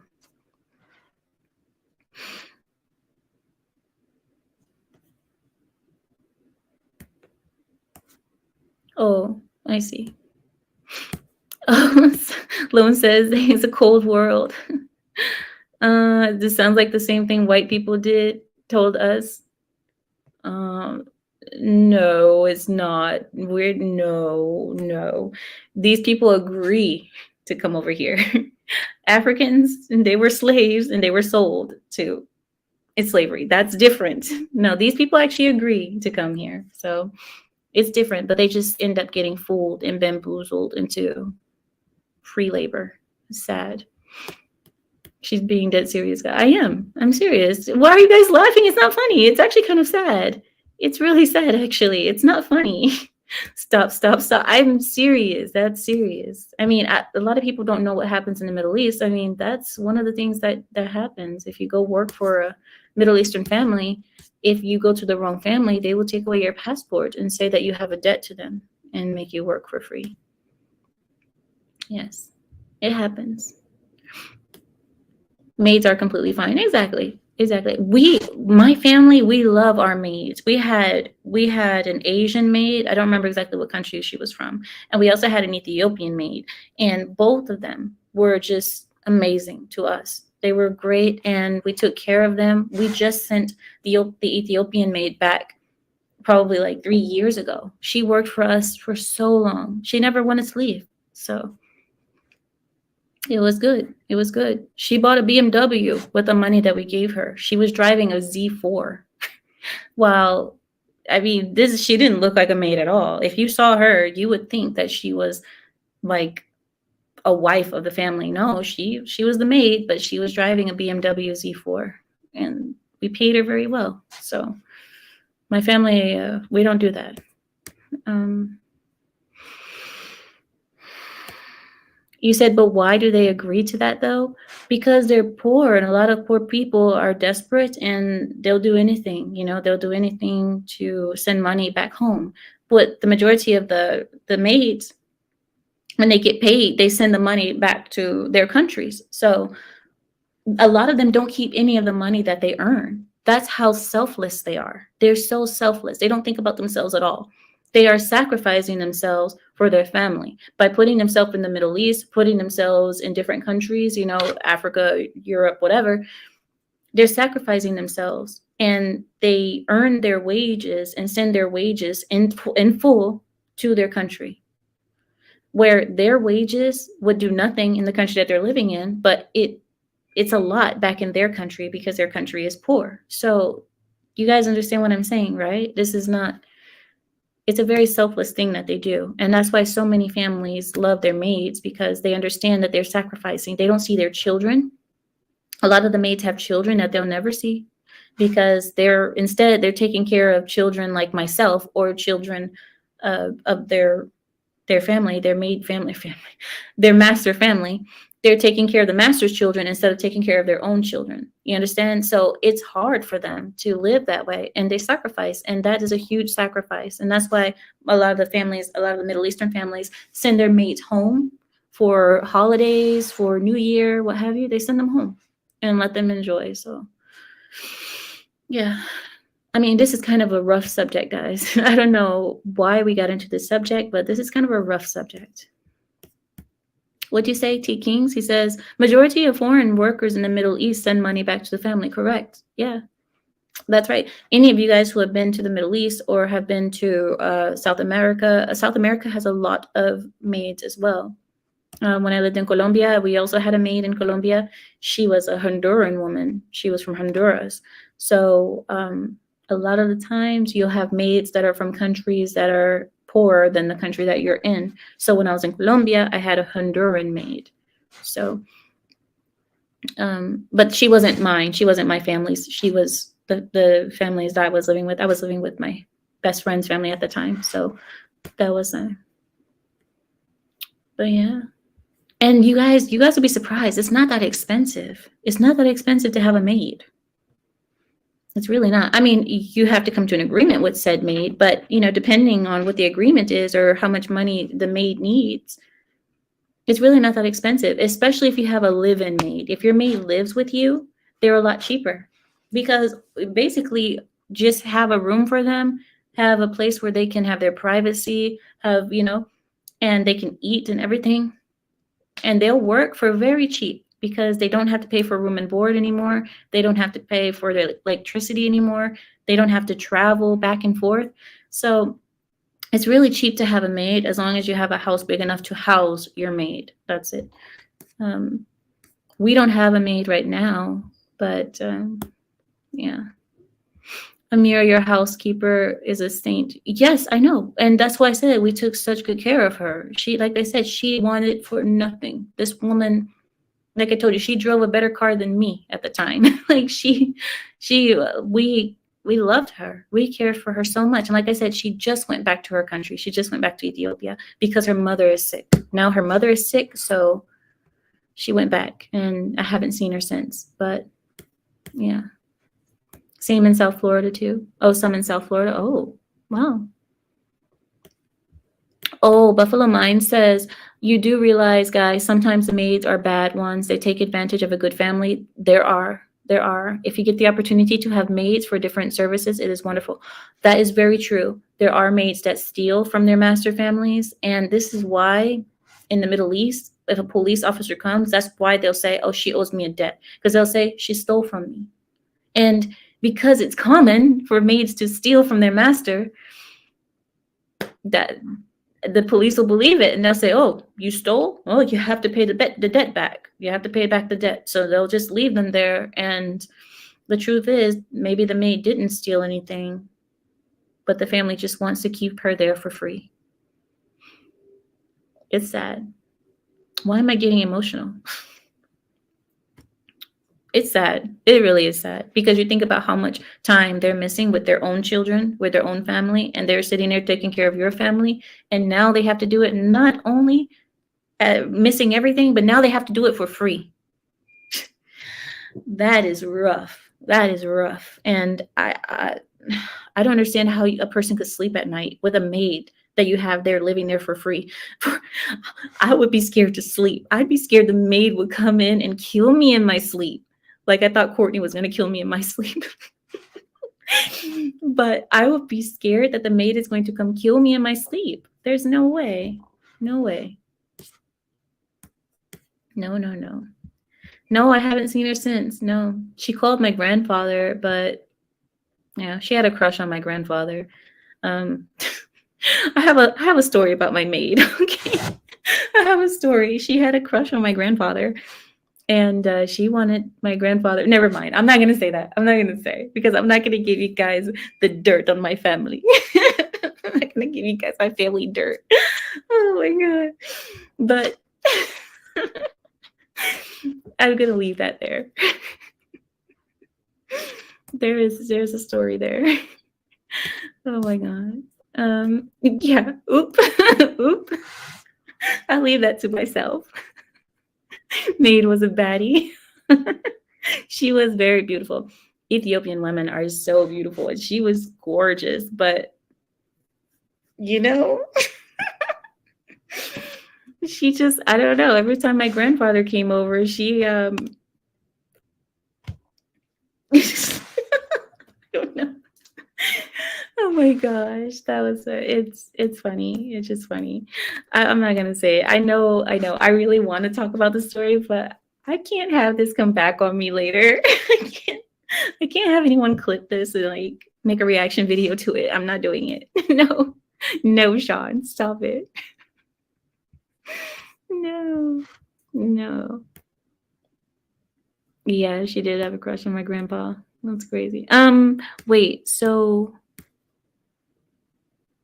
oh yeah, Dex. Yeah, you're right. He said that's what I mean, but I would treat them like family regardless. The problem with that, the problem with treating your maid too much like family, you still have to keep the boundary there because some maids, if you treat them too much like family, they forget their position. Do you know what I mean? So there is, unfortunately, you have to keep that dynamic. It's unfortunate. Like I said, it's unfortunate, but this is human nature. It's just human nature. You still have to keep that boundary there. And like I said, it's sad. It's hard to do, especially if you get close to your mates, but we still keep the boundaries and let them know, you know. That's why she drove a beat. You know what? You know what? You might have a point. Maybe that's why I did. You know what? You might have a point. You might have a point because I'm not gonna say anything. I'm not gonna say anything. I can't. But yeah, yeah. That could be it. I don't know, but our maid was driving a better car than us. I'm saying something was going on there. I know. I was a kid. I just keep my eyes this way, focus on school, to keep my head in a book. That's it. I'm not gonna even. I won't. But the truth is, you have a point there. I think you have a point, Island, because when your maid drives a better car than the master family, something is weird. Yeah. Oh my goodness. Yeah. She wasn't just a maid. Stop it. Oh my gosh, stop it. You guys are ruining my whole childhood now. Don't ruin my childhood memories. Now you guys have me sitting here thinking like, was grandpa? No, no. Yeah, Buffalo, exactly. Keeping the boundaries, exactly. You have to. And I know it's hard though. It is really hard. Buffalo says they are still working, so laziness or too comfortable is not a desired income. Exactly, exactly. Because once a person starts feeling like, like family, they'll start doing what the family does. And if the family sleeps in, then the maid will sleep in. They'll say, oh, we woke up together. And it's like, no, we're not supposed to wake up together. You're supposed to be up before us. And then it's like, and then you have disciplinary issues and all that. So it's better just to keep the boundary and to always, keep that respect there. No, can you guys stop? You guys are ruining my childhood. Stop it. I'm done. I'm leaving. I'm going to bed. I'm gonna call my grandpa right now. I'm like, Grandpa, what was going on? No. I don't want to know. I do not want to know about this. This is not something I want to think about with my grandpa. Oh my god. You got an auntie you don't know about? No, she never felt pregnant. She was never pregnant. Stop it. No, she was never pregnant. Wait, she was kind of big for a second. But no, she wasn't pregnant. You guys are scaring me. Don't. I'm scared. I'm scared now.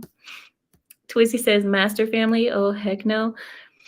It is what it is. I mean, what do you want to call it? The owning family? You can't call it owning. That sounds even worse. So it is the master family, That's what the family is. The family that pays you is the master family. I mean, I don't know what else to call it. The paying family. Like, what else would you call it? We call it, like to have the master bedroom. That's the master's bedroom, of course, because he's the master of the house. So, yeah. Y'all are sponsors. Can you guys stop? I am done. Her services knew no bounds. You guys are gonna make me call my grandfather. It's like middle of the night. I'm gonna call him and be like, Grandpa, remember the maid? No, stop it, guys. Stop it. I'm done. I'm not. I'm leaving. I'm leaving. Oh, actually, We are at 2 hours. We could go to sleep now. Are you guys ready to go to sleep? She was the head maid for Grandpa. Listen. Okay. She had a crush on my grandfather. Okay, she did. And the thing is, she was young. She was in her early 20s when we got her. And by the time she left, she was in her mid 30s. So she was young, and she loved my grandfather for some reason. And my grandfather,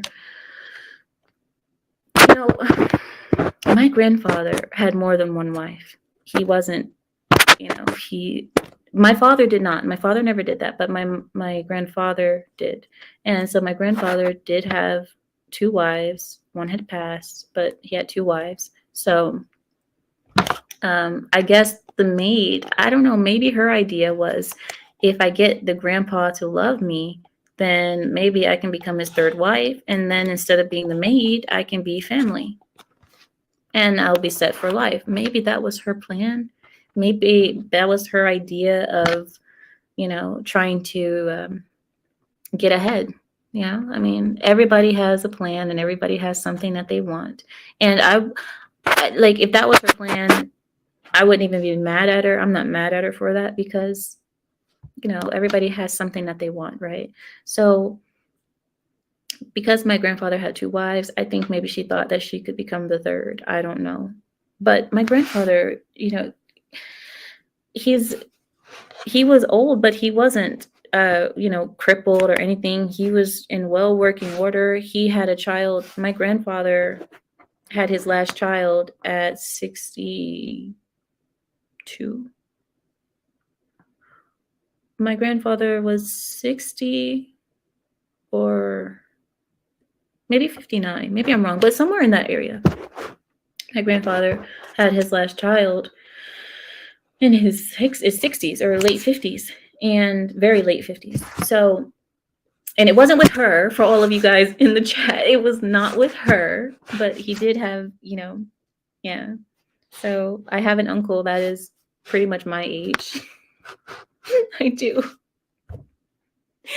Oh my gosh, this is bad. But yeah, yeah, he had his last baby in his 60s. And I have an uncle that is around my age. We kind of went to school together, grew up together, and yeah. Stop talking about my grandfather like that, guys. Ew, stop. Oh my god. Oh my god. I can't. Let me drink water. I cannot do this. Please, no. Please, no. Yeah. Yeah. Little Ameera was very young when he met those women. Look, the only reason I knew that she had a crush on my grandfather was because her behavior would change so much when my grandfather would, pull up to the house. She would change her clothes, and if she was dirty or messy, she'd put her hair up, because my grandfather likes when women wear their hair up. So she would always put her hair up because she knew that my grandfather liked that. It's like, oh my god. Every single time I would just look at her. I was like, But I didn't think anything of it. I was a kid, so I didn't. What am I gonna think? Yeah. Yeah, exactly, Sean. It's a woman's natural instinct, I guess. I don't know. But yes, exactly. She was, guys, stop it. Now I feel bad. Oh my God. This is so bad. I'm so embarrassed. Oh my God. I'm so embarrassed. But yeah. I refuse to believe that my grandfather was getting it on with the maid. I refuse to believe this. I'm not going to. No, you guys stop. Ew. Ew. 2 wives? Yes. My grandfather had 2 wives. Says 2 of my cousins, 2 years apart. Their father was in his mid-70s before he passed. Oh, I thought you were going to say he was in his mid-70s when he had the children. I was like, what? But yeah. It's common to have more than one wife over there. No, it's not that common. It's really not that common. It's only for families, or not families. You only see it in people of the very older generation, or wealthy, very wealthy people. I'm not saying that my family is very, very wealthy. We're not like, billionaires, but yeah. Let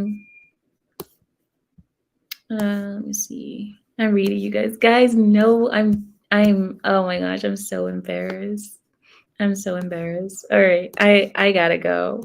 I can't do this. I can't talk about this. You guys are making me so embarrassed. Like I'm sweating now. I'm sweating because now it's making me think. I just want to call my grandpa right now. I just want to call him like, no. But yeah. But they call them housemaids. What do you mean? I don't understand what that means. You said, but the maid thing doesn't sound so bad. You guys are freaks. Stop it. Don't think that the majority of maids are doing something like that. This was just a rare situation that happened. And I'm not saying that they did anything. I'm just saying she had a very innocent crush on my grandfather. I don't, you guys are speculating. I'm not saying anything happened. I refuse to believe that something happened. I'm just saying. How liberal is Bahrain? Wow, Bahrain is overly liberal. Bahrain is like the Las Vegas of the Middle East, It's like the Las Vegas of the Middle East. Bahrain is, there's a lot of women from Asian countries, a lot of Asian women, former maids that turned into streetwalkers kind of women. So yeah. Former maids that turned into streetwalkers typically go to Bahrain, and that's how they work in Bahrain.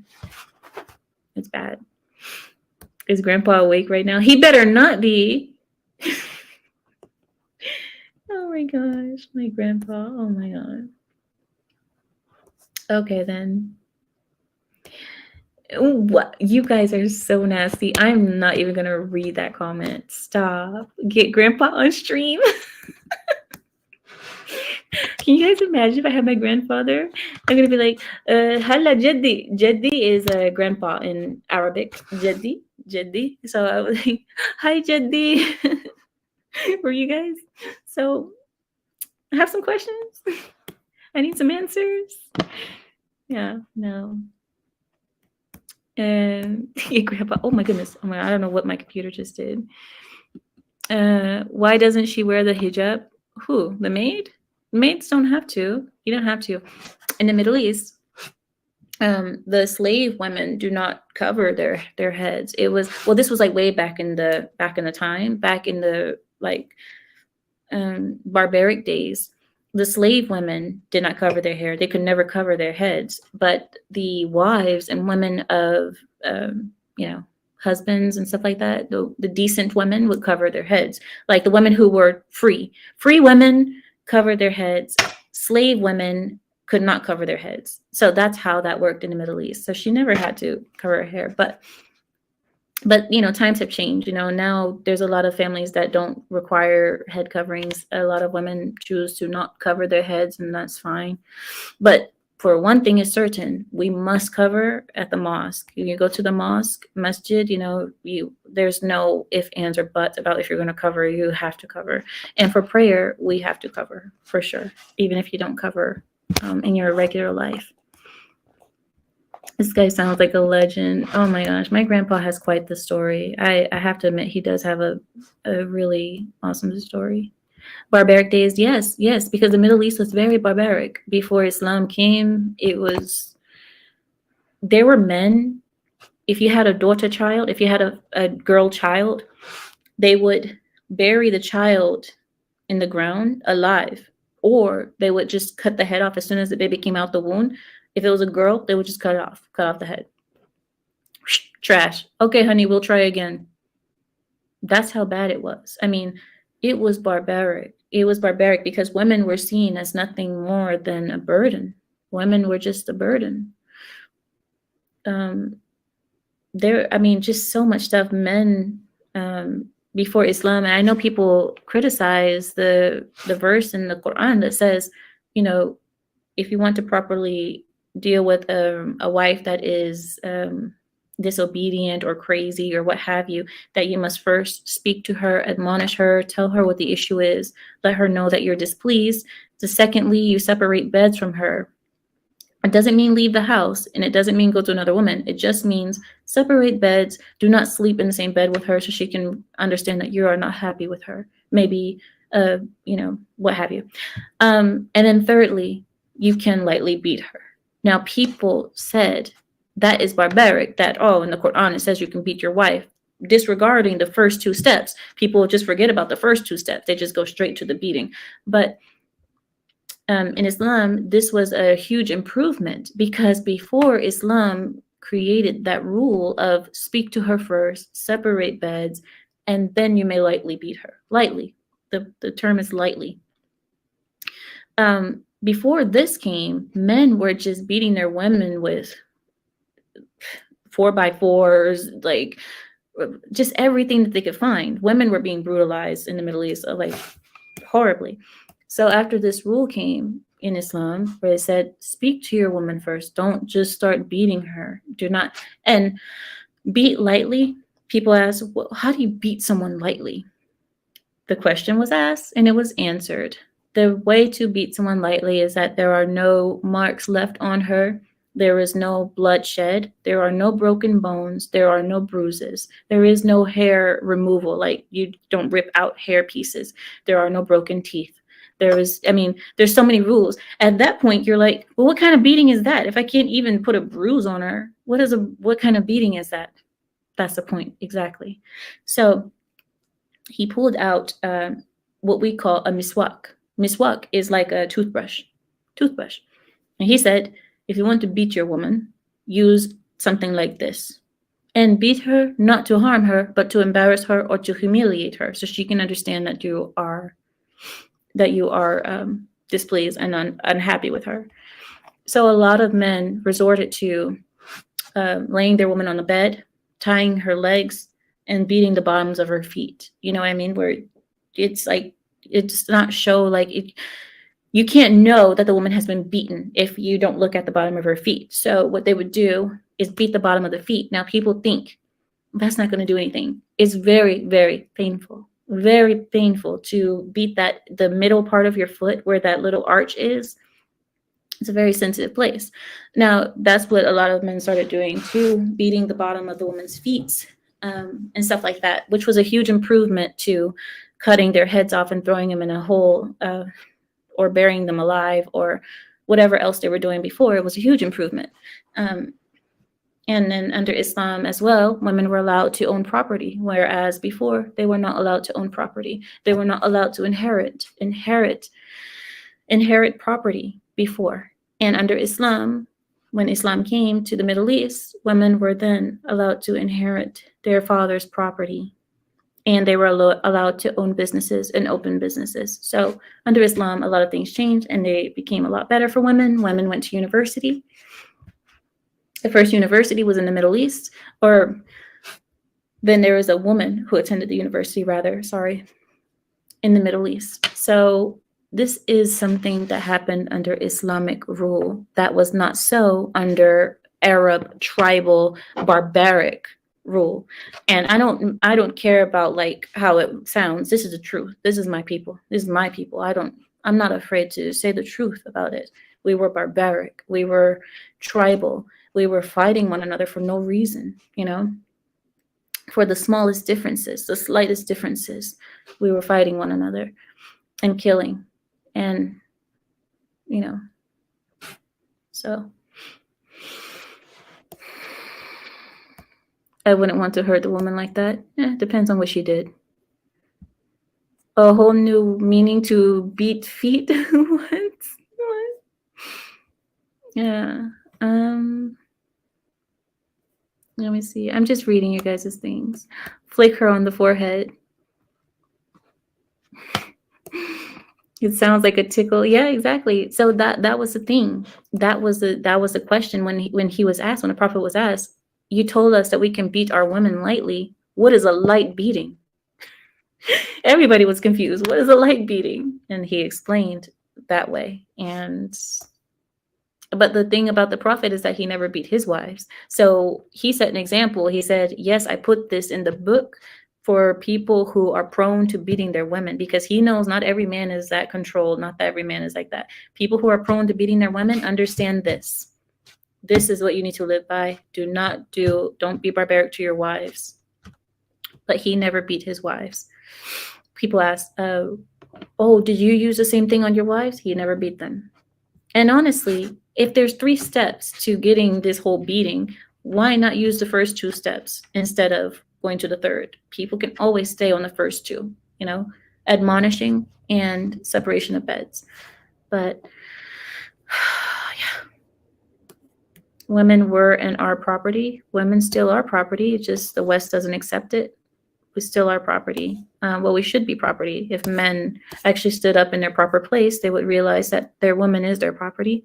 And they, if you're responsible for her, you have some rights over her. That's how it should be.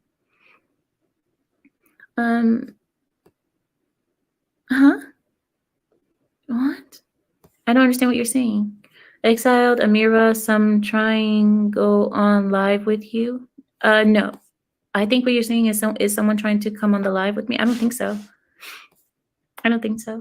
Sean says you shouldn't have to beat her, only if she acts up. Well, the thing is that happens sometimes, but the beating only happens when there is a behavior that is continued. Typically, there is a behavior that has been spoken about many times.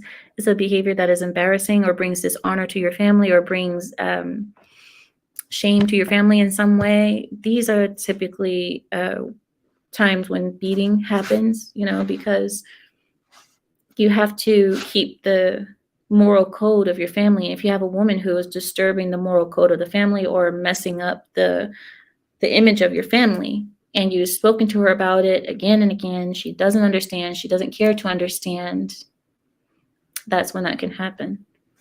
And that's just because we don't believe in divorce. We don't believe in divorce. So Americans will say, well, if that's the case, just leave her. You don't have to beat her, just leave. Oh, problem solved. Yeah, now you have a divorcee woman outside, and now she's probably heartbroken. She's going to go off to be a whore, and then the man is going to go find another woman. Broken families, the children are left in the daycares or what have you. We try to avoid all that situation by doing everything possible to make sure that you tried your best to keep your marriage. And if that involves admonishing, separation of beds, and possibly even corporal punishment to see if that will help resolve the situation, then that's what we do.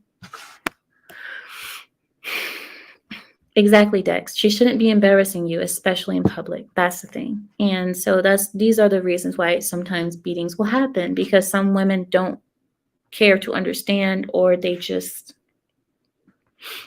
have that kind of personality. Some women don't understand anything but the rod.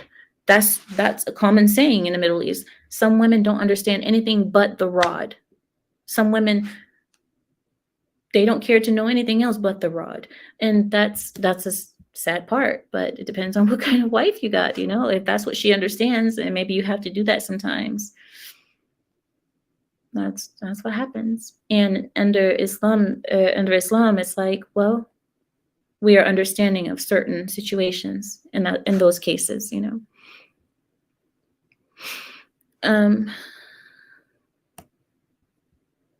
We never saw your link in the chat. I did put it, but I'm gonna go now because I think my husband. Oh, he texted me. Ooh. Yeah. He just texted me he's going to sleep. He told me if I'm gonna come, so I'm going to. But yeah, really, Twist? You think so? He says this needs to be a topic for the main show. What is the topic right now? Women beating? What is the topic? Or is it culture? You mean culture? Because I don't mind speaking culture, but it just depends on what you guys want to know. That's it. Because I've seen people get mad and they're saying like, "What? Can you go to the naughty corner? Go to the naughty corner." No, oh my God, I'm done. I am so done with you guys. I'm trying to just have a stream, a normal stream. I've had people criticize me. I've had people criticize me saying that you speak about Black culture or something like that. Why don't you speak about your own? And it's like, you never ask me questions. Ask me, and we can have this kind of conversation. That's fine. But me on my own to just say, I don't know where to start. Like it's a whole world. It's a whole new world. What is it? What is it, Aladdin? A whole new world. The Islamic world or the Arabian world is a whole new world. So where do I even begin to share it with you? Where do I start? So but yeah, it's a whole world that you would have to understand, and I don't know where to begin. So, but you just ask the questions, and I don't mind answering. But just don't try to antagonize me. Because that probably won't respond well. Dex says, I'm curious because I may be converting soon. Mashallah, mashallah. Tabarakallah, I hope you do. If you have any questions, I have my email. Anybody can email me. My email is lionessexiled@gmail.com. That is lioness, like lion, but lioness, exiled, EXILED, @gmail.com. If you guys have questions or video suggestions that you guys want me to do, I'm open to anything. I really am open to any subject or what have you. So just email me and we can talk about it. Like I said, and the thing is, like I said, I'm not running from any topic. It's just that when people say that to me, like, oh, why don't you talk about your culture? It's like, really, I'm on Lapeef. The topics that we speak about here are mostly about America, and I don't see it mostly as a Black topic. I mostly see it as an American topic. We're speaking about American issues. We're speaking about the Western world.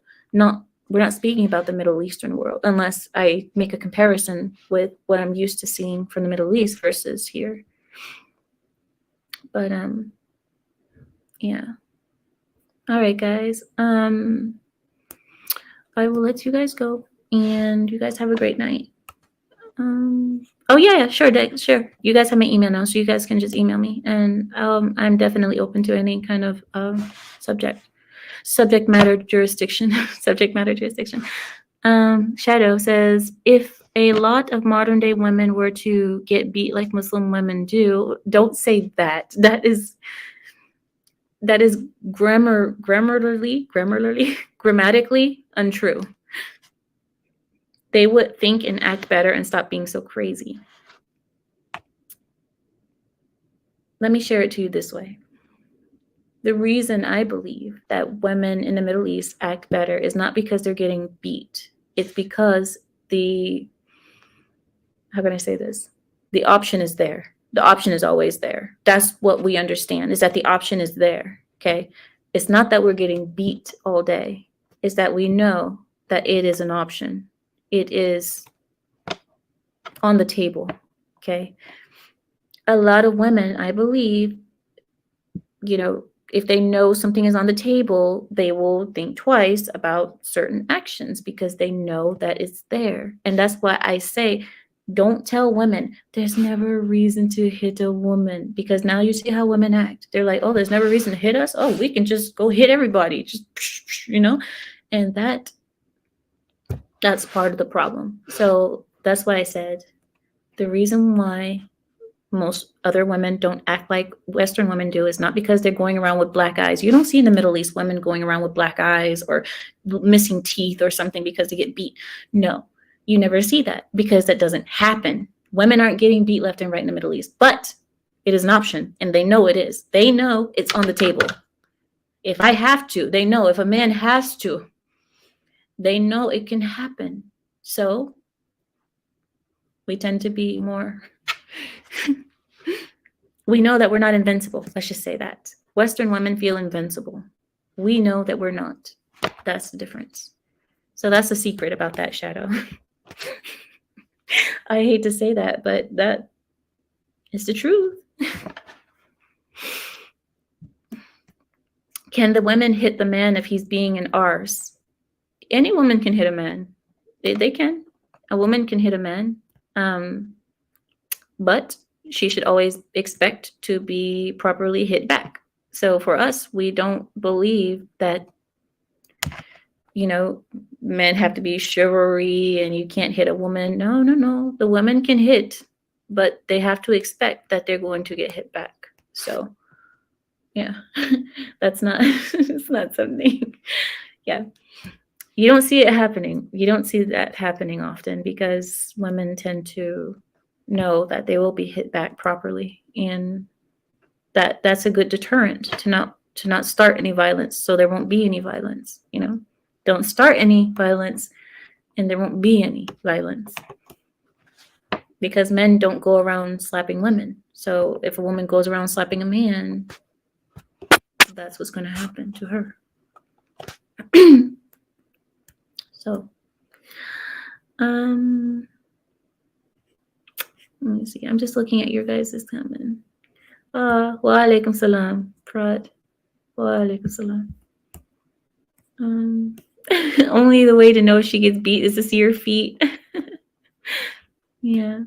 Does it have to be your wife, or can you beat your girlfriend too? We don't have girlfriends in our culture. There is no such thing as a girlfriend. Either she is your wife or she's nothing. So that just defeats the whole question. We don't have that situation going on. We don't have a word for girlfriend in Arabic. None that I've ever heard. We don't have a word for girlfriend because it doesn't exist. You have your wife or you're single. That's it. So that would answer that question. There's no such thing as a girlfriend.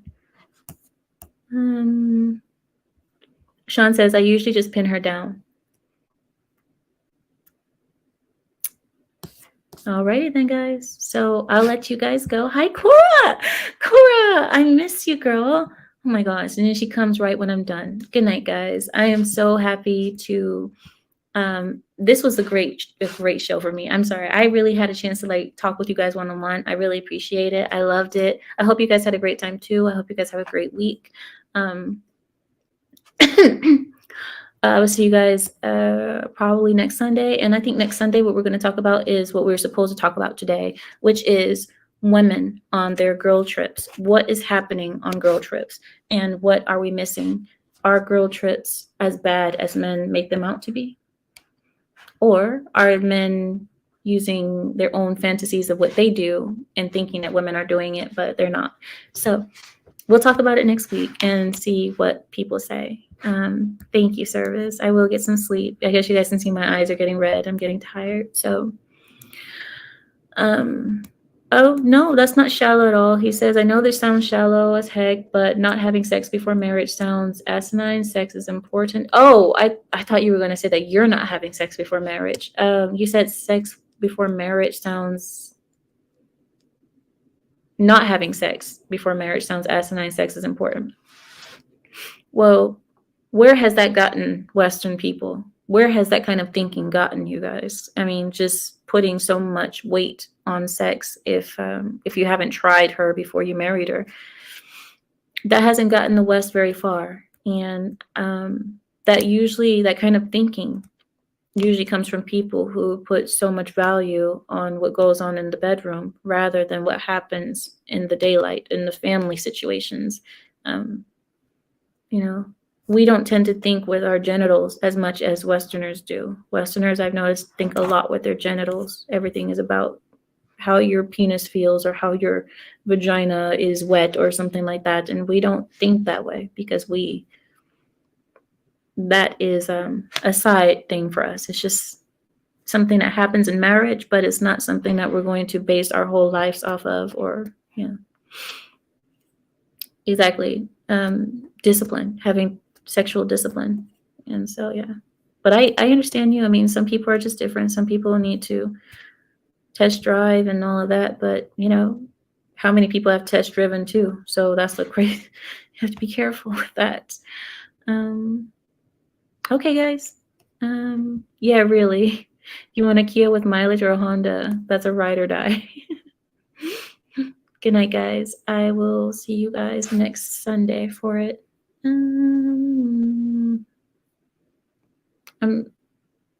Well, see, I'm not able to get off of this stream.